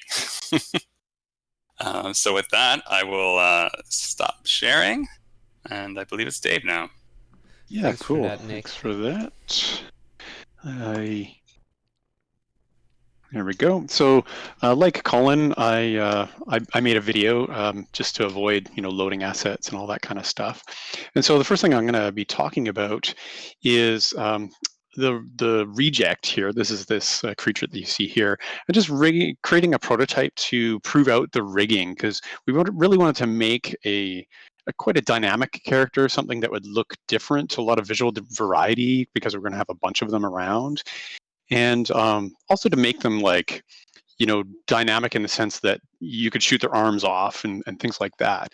So one of the first things I did in this prototype is just let's add some noise to it. So here you can see I just turned on this jitter, and so that's in the middle of the arms, it's kind of jittering up and down, and there I just turned it off so you can see what I'm talking about.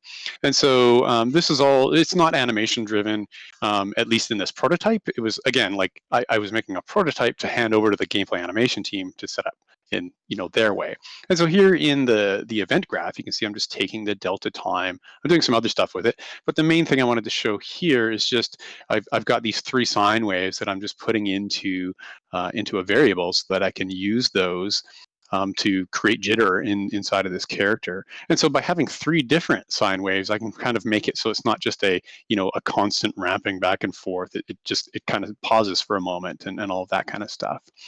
And so aside from those kind of secondary jitter things, I also started layering in some jitter over top of the animation, in this case his head. And so you can see he's kind of jittering his head around here. And so in the anim graph, you can see it's just simply using this transform modify bone and taking those sine waves, running them through a clamp, a map range clamp, so we get like a minimum and a maximum value, and we pass that through into the rotation. And so the sine waves really kind of just bring that head to life, like he's kind of glitching out. And similar here, you can see, I didn't know what to call it. I called it a chest vent, but basically that circle that's in his chest there, it's kind of popping in and out with kind of the same way.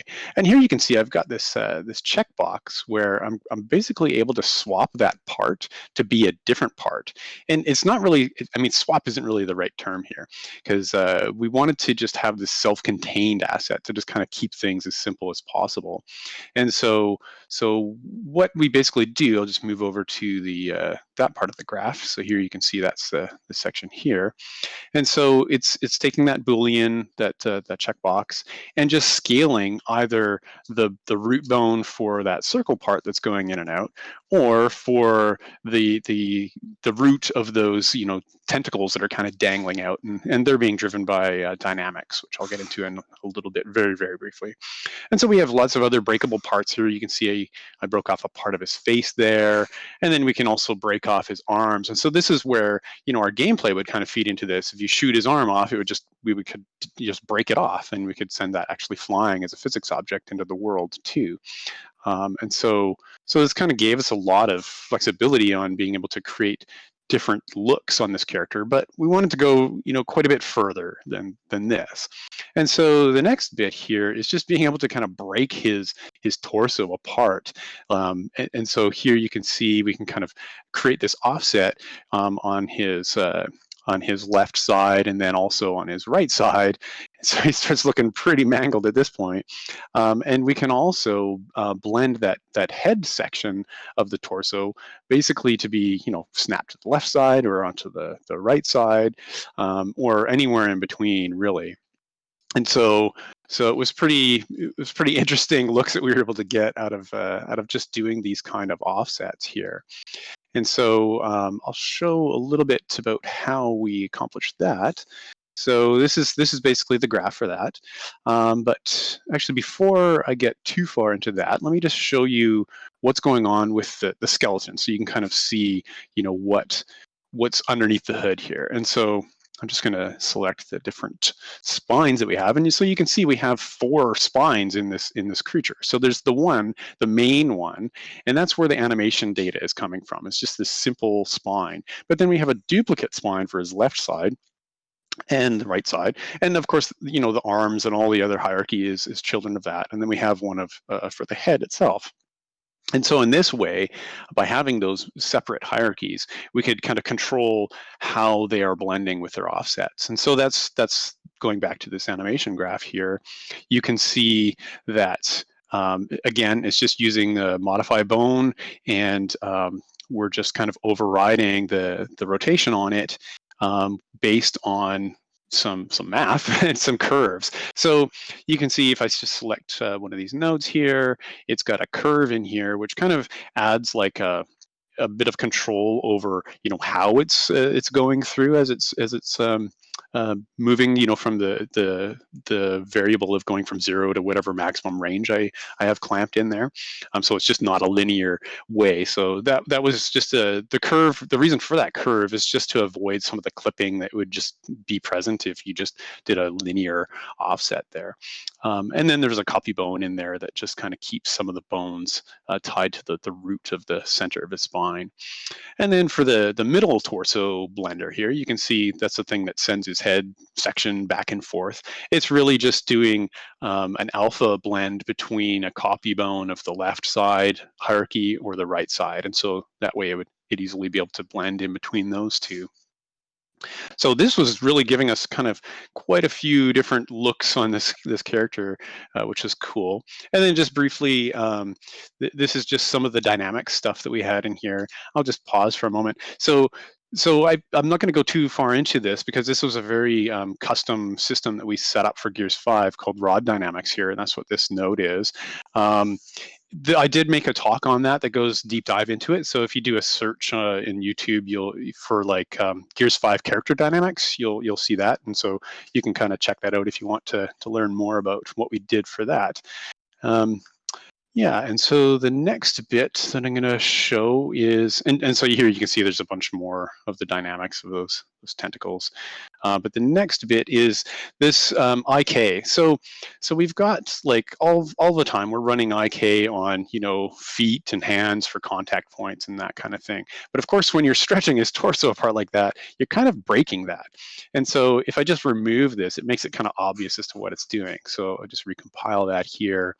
And then when we do the torso offset, you can see how his wrist is kind of staying in place.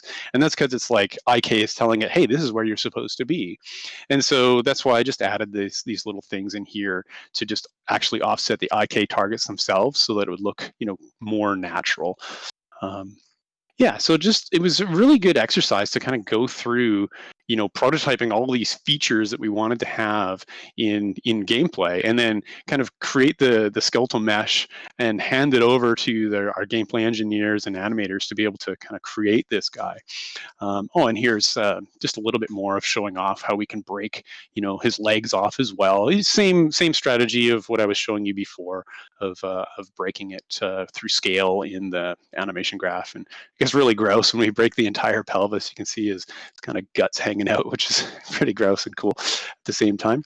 So yeah, the reject was a very interesting creature for us to kind of play around with and iterate on. Cool. So the next thing I'm going to talk about is face animation and its transferring between different characters. So first I'll just start with, here's JD. It's just playing like a pretty standard range of motion animation. And over here, you can see all of the different blend shapes that we have on his face. And there's quite a few in there, and you can see their values going up and down. And so that's cool. There's actually, it's not just blend shapes. We also have other features in here. So you can see if I turn off the detail lighting that, those wrinkles that were there, they're not in the geometry. Obviously, it'd be too much geometry. And so if we turn on the detail lighting, you can see how those wrinkles are blending in based on what blend shapes are being driven. So like a brow kind of scrunch like this is doing one normal map blend, whereas a brow raise is doing a different one. And so if I open up the material here, we've got a debug that will show the regions that we have for blending those wrinkles. And this was something that I believe Jeff Lester kind of put together for us, which was really great.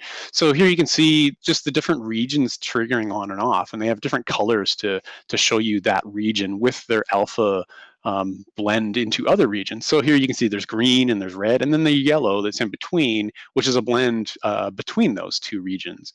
And so that was really good for us to kind of just, see how those regions are working with each other and all that kind of thing. So yeah, that's kind of how the wrinkle stuff was working.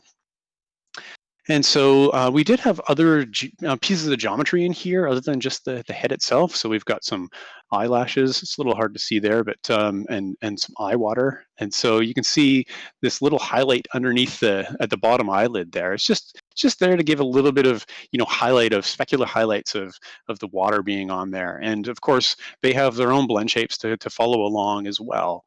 And then another one here is our eyebrow hairs. So you can see we've got a bunch of custom eyebrow geometry per character customized, obviously, especially with JD and his scar there.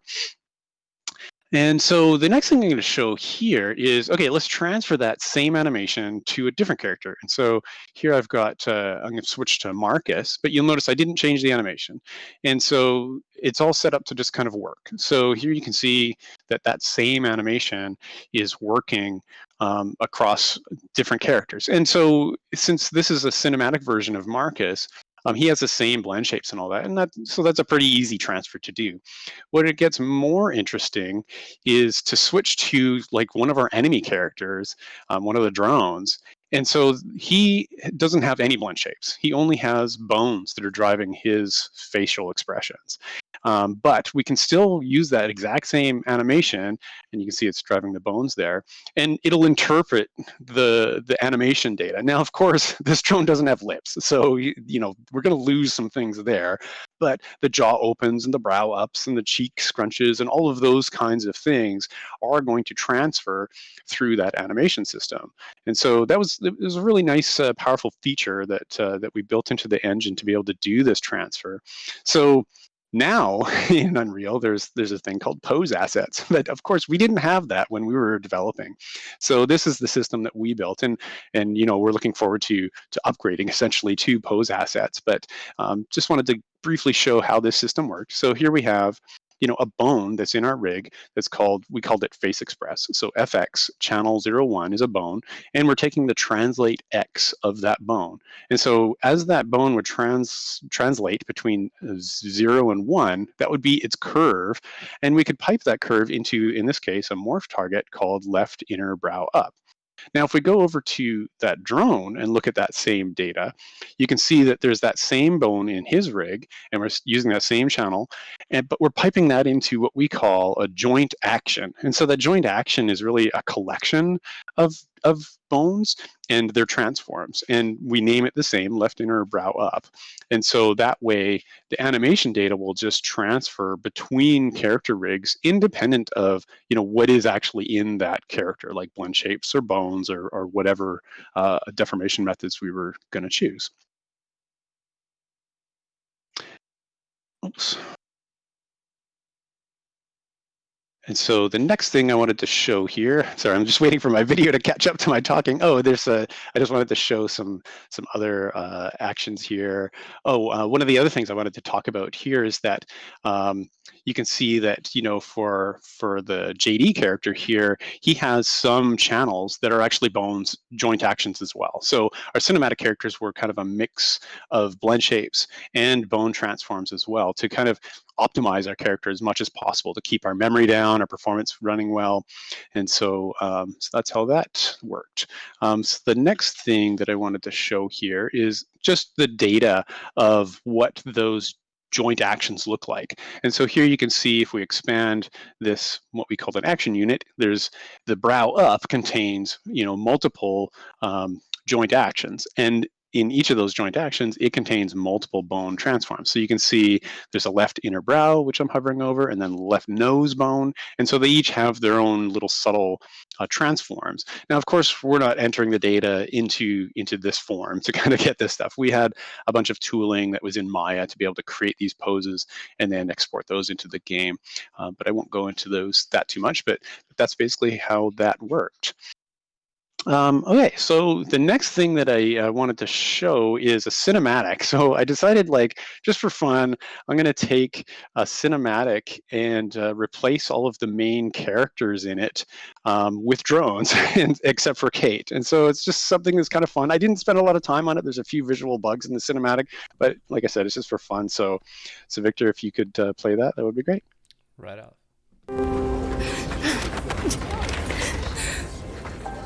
Kate. No.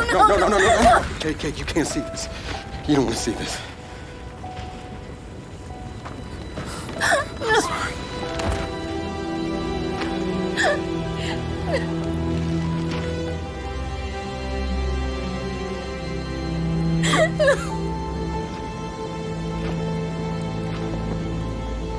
Kate?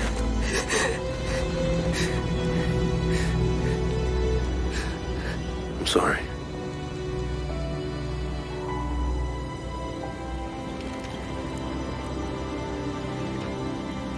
Thanks, JD, for coming here. Of course. Can I recommend we maybe get these people out of here? Hey, just slow down. No, Foz is right. We need to move. What are you talking? Oscar's dead, man. Give her a minute. She'll get her minute in the Raven. What the hell is wrong with you? Now we need to leave. I'm not going. Excuse me? For months now, I've been having these dreams. Nightmares. But I think they were messages. What? Something's happening to me. It's your grandmother's? Enough. We'll deal with this later. Foz, round these people up. I need help. There's a place up north.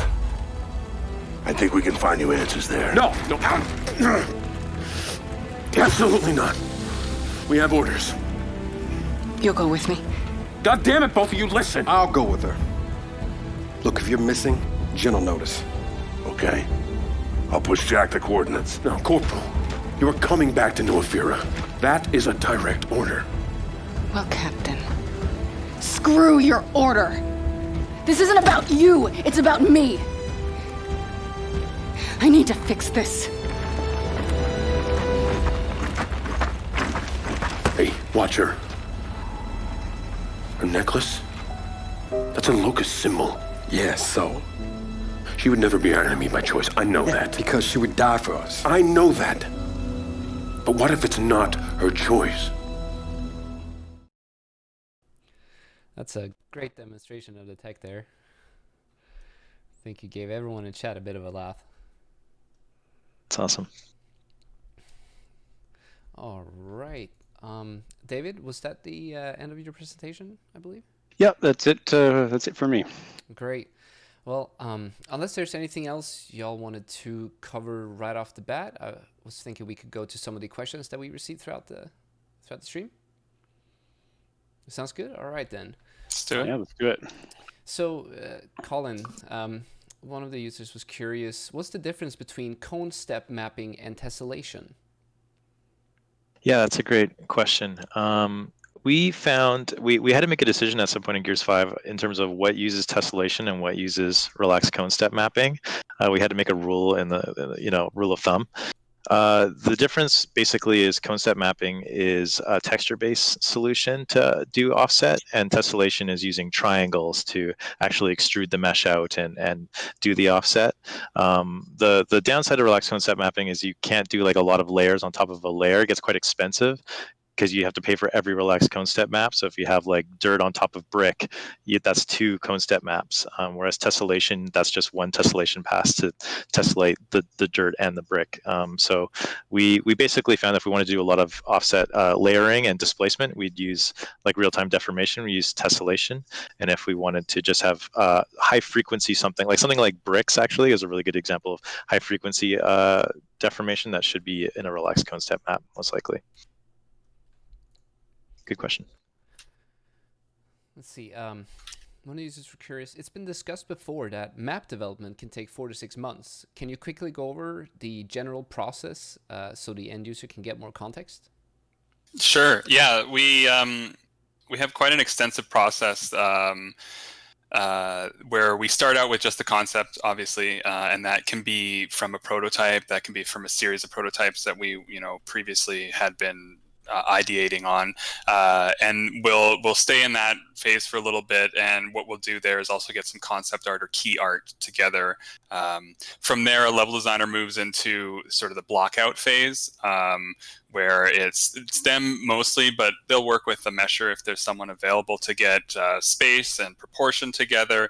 That portion right there can take a bit of time to get an idea, the distances from a key objective to the next key objective, the combat zones that we might have in between there, any narrative cinematic spaces that we need. So it can sometimes be 2 weeks on that phase to a month if it's a particularly large level. But as we go through there, we're signing off on ideas, or we're signing off on intentions in that space.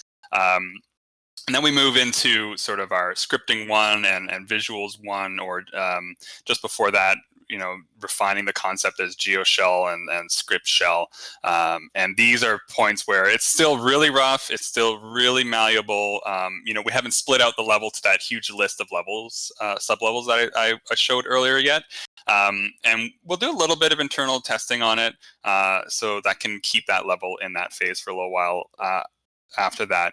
Once that's done, we move to script 1, viz 1, script 2, viz 2, script 3, viz 3, and then there's the polish phases. And those are where we start to spend the most time. In the first, 1 phase, we don't spend a lot of time with scripting around all the conditions yet, just to get the feeling. We describe it as a developer or the designer who knows it can drive the level. So that's really our bar there. Into visuals 2, after visuals 1, that's where the art team really takes a big amount of time to sort of break the level down and reconstruct it with all the sets, the modular pieces, the key areas, put those together. And then the scripting 2 is also where the level designer spends a good chunk of time really refining that. And we call that the drivable portion, right? So that's something where we could put that in Colin's hands. Let's say Colin hasn't touched the level, he hasn't been in any of the meetings, but we could say, hey, Colin, if you sit down, you can get through this more or less without us having to guide you through. There's not blue texture on the wall that just signifies something that he doesn't know about, or there's going to be jump point requirements and that sort of stuff. So number 2 is kind of where the bulk of the work is spent to turn that level from gray or orange or whatever they're using to box it out to something that looks like a level. And then Viz 3 and Scripting 3 is hammering out, polishing those choreography moments. The combat spaces are getting refined. The level artists are starting to move into a more detailed area. And through there, we'll still make changes. So, it's not... as much as it may be begrudgingly to some developers, we still go through and we'll say, hey, that combat encounter, we need to reconfigure this space. So that can keep that going for a little longer. But after that, we move into a polish phase. And polish phase is really where we get together as a team one last time, look at the level and say, hey, what's going on here? Are these all fitting? Do we need to make any changes? And where are we pushing the polish to? But there's that middle chunk is really where we spend the bulk time pulling it up. For the multiplayer team, I think there's a lot more testing going on through those phases, a lot more competitiveness, potentially some external UR as well throughout there. So, if they're asking about a multiplayer level versus a single player level, I can't speak too long to how they do it, but I imagine it's probably roughly the same, different steps along their testing process. And for us, a level could take longer than 6 months if we're waiting for content or we're not really sure yet where it's at, especially if it's later in the game and we want to see if we can connect some dots a little bit better. They were curious how hard it is to how hard is it to port custom in-house systems to a new version of Unreal? And I think Colin might be able to clarify, or Rainer, a little bit of how you actually deal with your custom version of the engine and the commits that happens to the master branch. Rainer can do that one. So for custom changes, we have a process where we try and actually avoid making changes to the core engine, just because it can make integrations more challenging as we grab newer versions of the engine or backport systems. But we do have, but sometimes we do need to go into the engine and make some pretty extensive changes, especially earlier on. With current versions of the engine, we've actually embraced more of a kind of an engine plugin model, and we're also looking at plugins for gameplay as well now, which obviously make it more portable and easier to make changes without making it harder to integrate and take newer versions of the engine.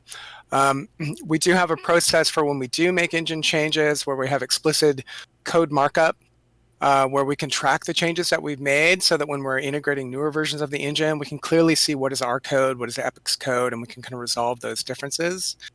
In terms of how challenging it is to make some of these changes, I think the plugin systems and the kind of editor level changes are they're fairly straightforward. As you get deeper and deeper into the engine, I mean there's a lot of caveats, and I would actually caution game developers to make engine changes or against making engine changes unless you're willing to take on the burden of maintaining that and trying to keep it compatible with what Epic is doing.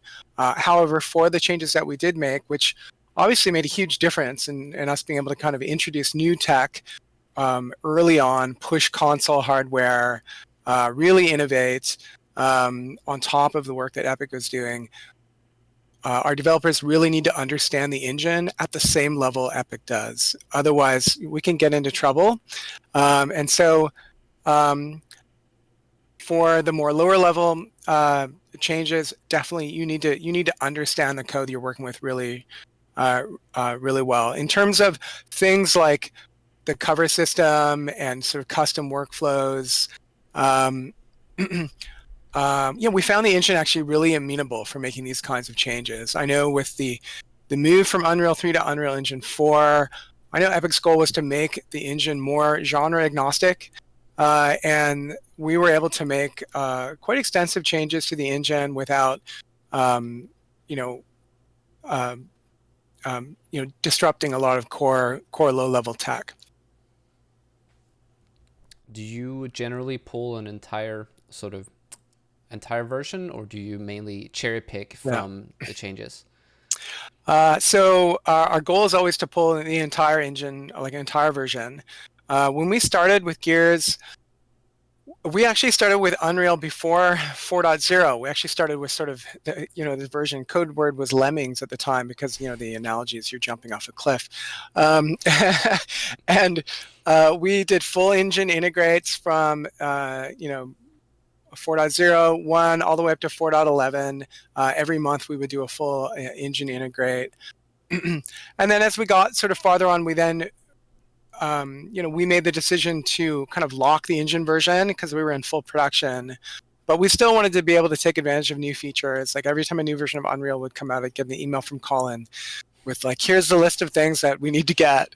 And so we would do that. And, we ultimately decided to grab major subsystems and major features and sort of backport them. So, with Gears 5, we essentially have a pretty complex hybrid blend of different versions of Unreal along with our own custom versions. And, as we kind of look forward, our goal is to rebase the engine with Unreal, the latest version of Unreal, obviously looking towards Unreal Engine 5, and embrace more of a plugin based model so that we can continue to integrate. I think one thing that's really worth taking advantage of is Epic has a massive engineering team, and the amount of productivity and output from them is phenomenal. So you want to continue to take advantage of that and be able to take integrations and drops really far into your development cycle. And then there was another question: was how long does it take for your studio to upgrade to a new version of Unreal? Well, it's going to be very dependent on a developer, their team, and what sort of changes they've made to the engine. I think early on it took us, maybe a couple days. As we went, further on into Gears development, because of the sheer amount of complexity of kind of low-level changes that we had made, it would take sort of calendar time, anywhere from six weeks to 3 months, but it would require several developers to actually take on that work. As we look at kind of the what good looks like is really sticking to that sort of 4 or 5 day model, and being able to integrate new changes without having to maintain a lot of legacy. A lot of the actual features that we built, whether it be supporting the Xbox One console, DirectX 12 support, some of the animation changes, lots of bug fixing, we've been able to push that back and work with Epic to get that back into the latest version of Unreal. And so, we know a lot of the things, and they were mentioned. Okay, sorry about that. They were mentioned, during the different talks here, that there are new features in the engine that are essentially upgrades to kind of custom changes that we've made that Epic's provided something equivalent. So we're now able to go onto the newer versions of Unreal and kind of leverage that tech and leave some of the custom legacy we have behind. Now, there's a question here in regards to characters, and I think this could probably warrant an entire stream in itself. But the question is, how do you create such good-looking characters? What's your workflow on character creation? Oh, wow, that's a pretty broad question. Yeah, it is. There's a lot of people that are involved in that process. Obviously, we start with concept art, and then it goes to the modeling team, and they're going to be creating all the materials and textures, and then it's going to go to the rigging team, and we're going to be creating the rigging and the dynamics for that character. And tech art gets really involved too with creating a lot of those materials and stuff. I don't know if Colin, you want to jump in and talk about that a little bit. Yeah, we definitely like the thing I guess worth calling out is Gears 5. We did take a big step back in early pre-pro and look at our character faces and kind of how can we improve on these faces, and that's where a lot of the decisions came that Dave showed off, which was like modeling in the eyebrows and modeling the meniscus underneath the eyes, and we revisited all the shaders and have like the eye shader that I talk about in the Unreal Dev Days talk with the real-time caustics and the hair shaders, and we just kind of revisited every single aspect and just kept getting it to a point. Then we'd send it out, like the art directors would get involved and start looking at it and do paint overs, and we'd go back and remodel. And so we kind of did that with Kate for I think a long time, like 6 months or so, just to really get her nailed. And then we basically went from that and did Marcus and everybody else and upgraded them to the kind of the Gears 5 treatment. But it's an involved process for sure. So it's all attention to detail. It's 1,000 little things. Yeah, for sure. I mean, especially with face animation performance, like for Kate, like you were saying, we spent so much time just making the blend shapes look really good, and going back and forth with the animators and doing animation tests, and and then doing facial capture and testing that, and there's that could be an entire stream, like you said. So yeah, I don't know how to answer that anything more specifically, really. Also, very talented artists.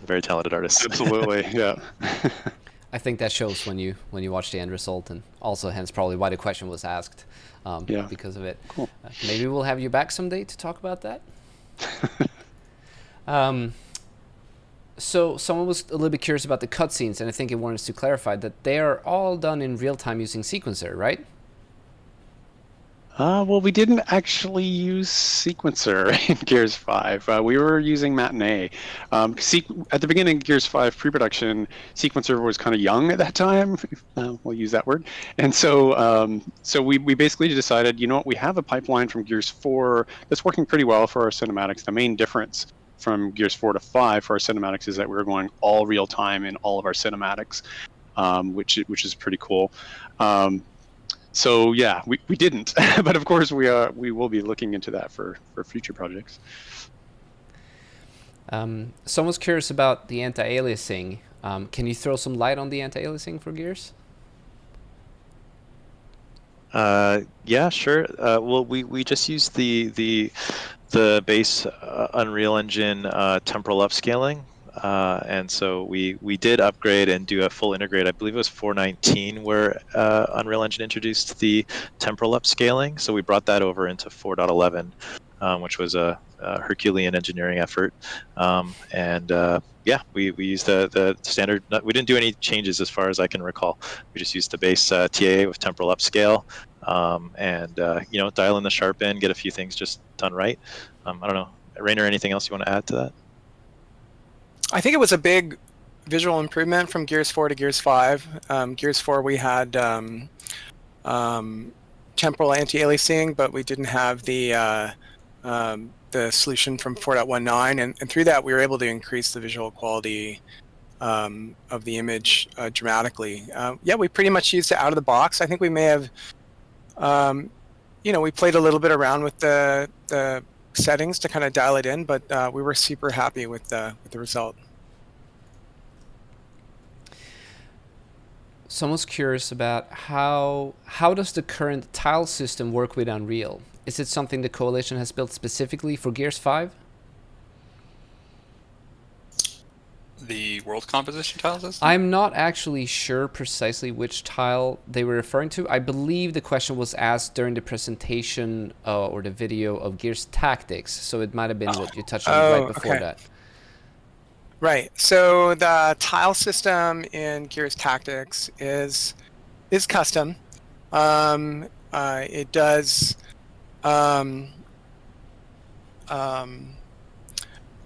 We do use kind of a system where we figure out which tiles can be compatible with other tiles. There's a little bit of sort of offline processing to kind of figure out what sort of tile sets work with each other. The runtime lighting system for figuring out sort of cross tile lighting and cross cover lighting, that is a custom system that we built. I believe there's a Gamma Sutra article as well that you guys can look up that talks a bit more about that. Yeah, for sure. Cool. I'll try to grab that link and drop that in the forum announcement post. And it's worth to mention that for some of the links that the team here has mentioned, I will try to make sure to put them in the forum announcement post in case you have trouble finding them later.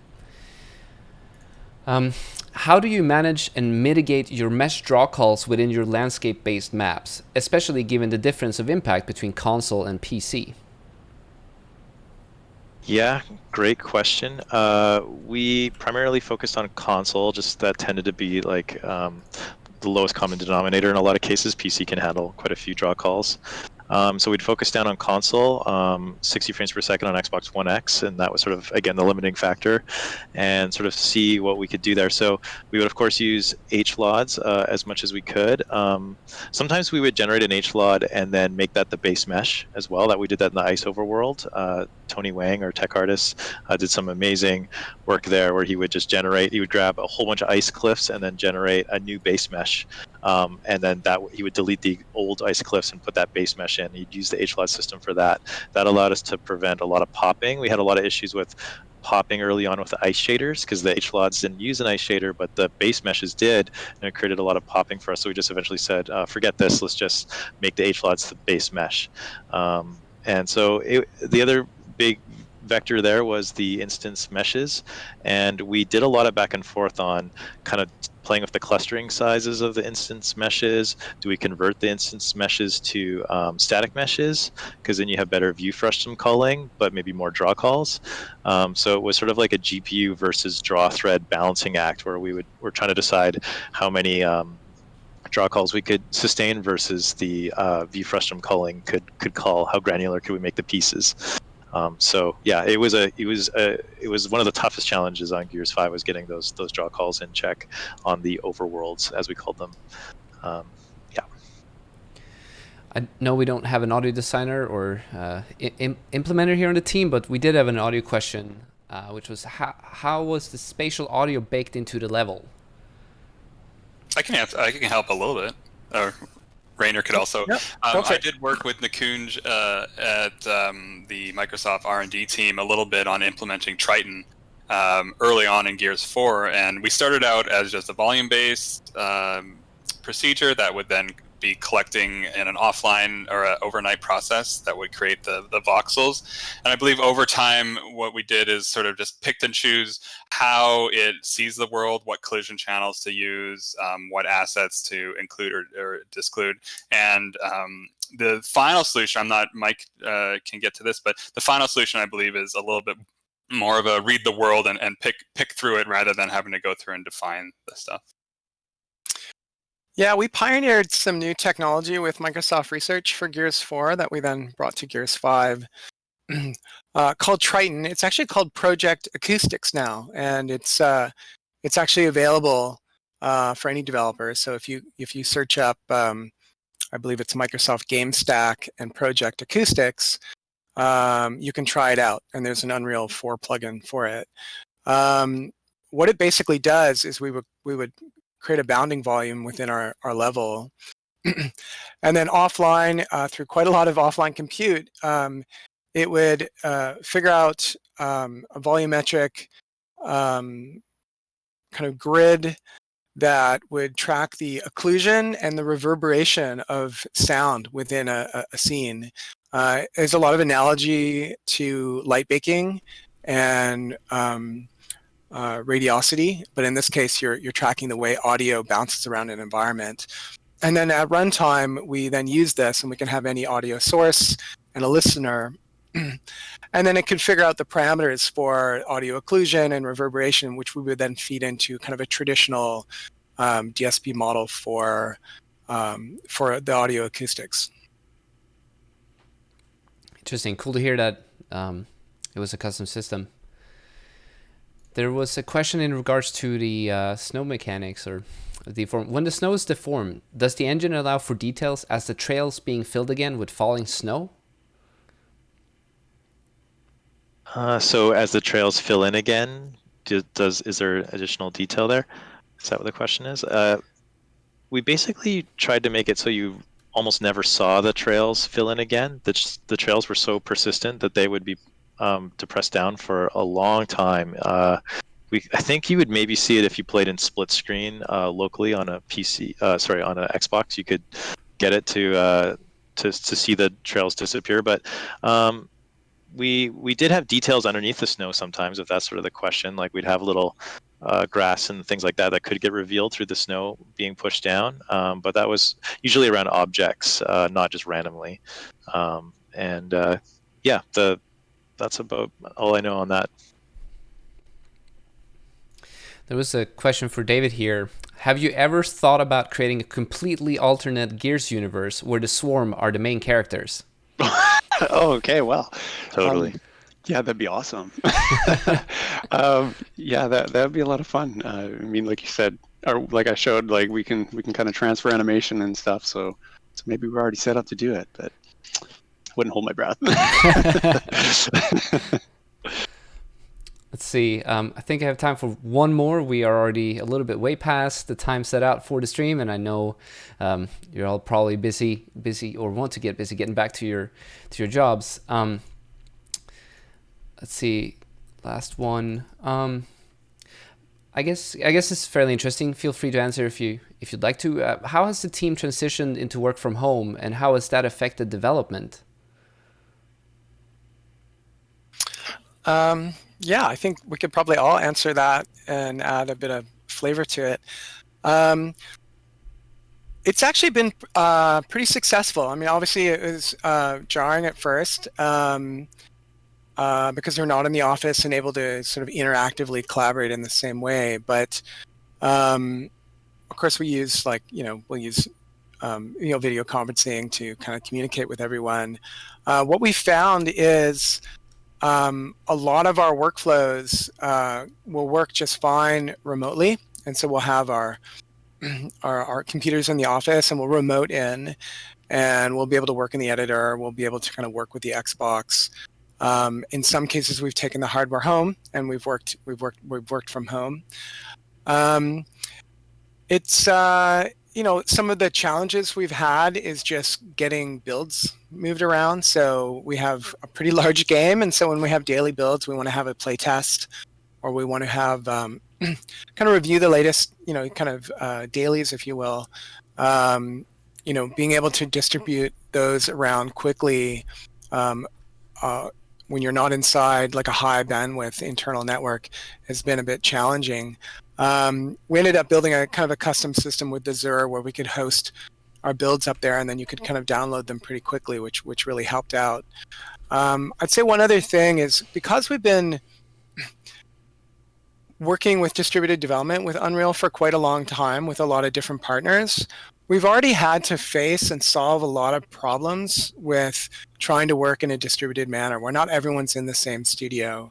Part of that's kind of a testament to Unreal, but also, we've had to deal with things like how do you deal with a distributed DDC? How do you deal with not having IncrediBuild or a large set of machines? How do you deal with kind of just getting access to kind of files and communicating, whether it be with on a corporate network or on a proprietary network? So overall, I'd say we miss each other.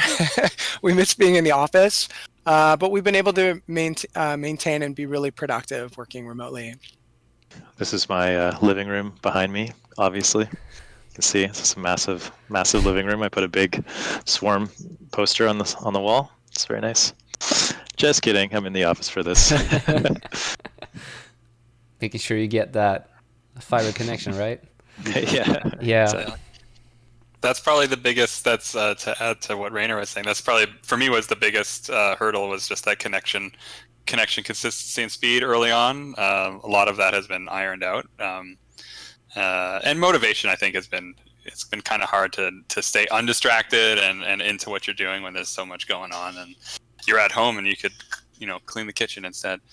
So yeah, I found that the team has transitioned pretty well, like kind of surprisingly so. At first, when everybody was going home, we had my team kind of supports the new character skins and for the operations, and so we're like, oh my gosh, we've got these commitments that we've made, like we're going to deliver this X number of characters in this time, and we've managed to hit all of our targets. So that's really a testament to just the team working together, even though that we're apart. We use Teams and communicate with each other all the time. I think one of the main things is just like reviewing things is more difficult now. It's like one of my artists is working on a new character. Now I have to like sync up and test it and try it myself instead of just going to his desk and or his or her desk and checking it out. So that's kind of been the main difference for my team.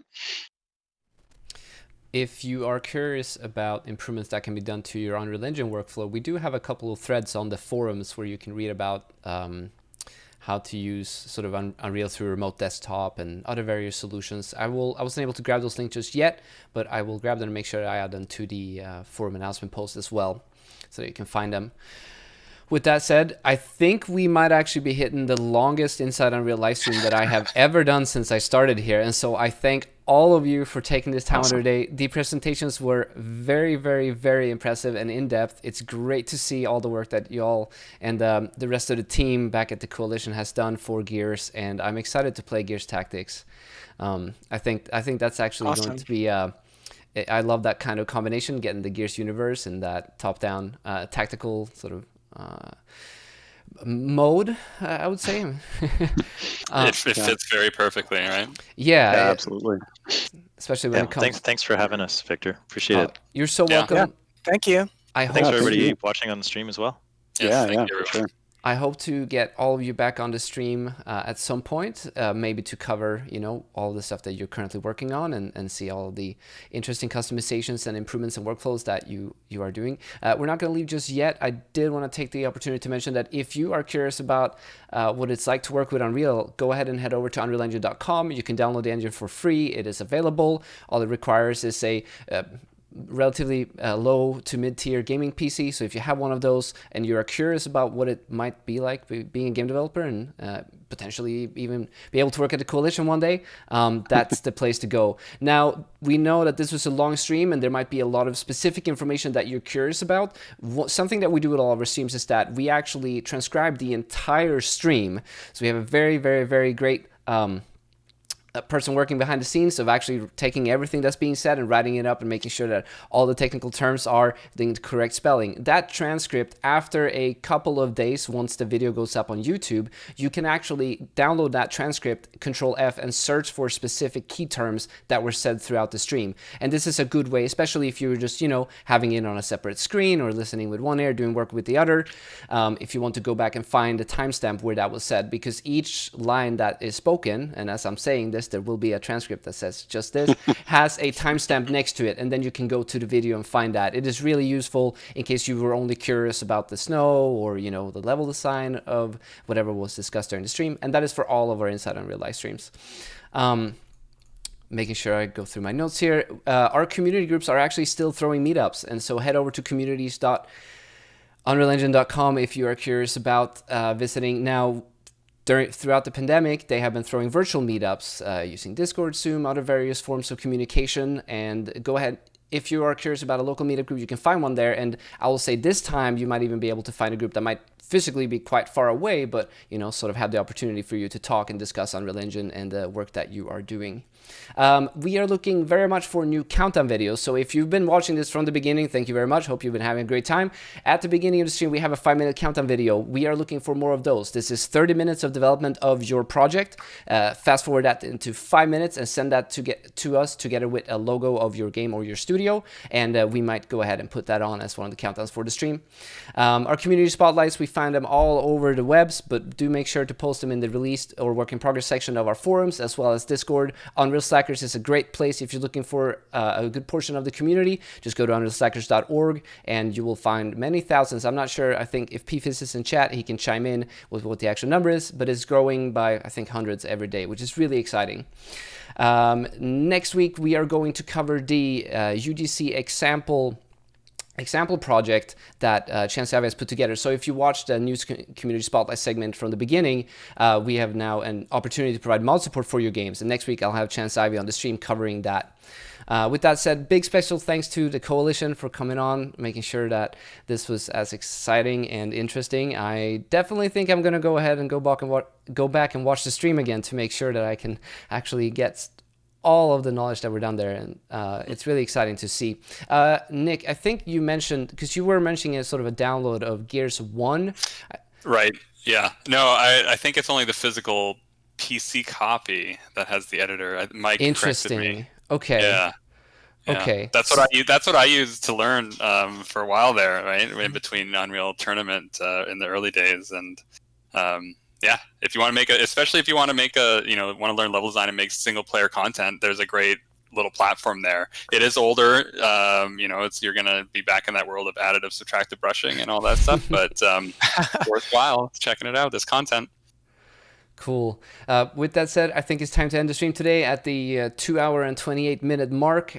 Thanks once again, and for all of you out there, I hope you're staying safe and that you have a great weekend, and we will see you next week again. Bye, everyone. Bye, everyone. Thanks. Bye.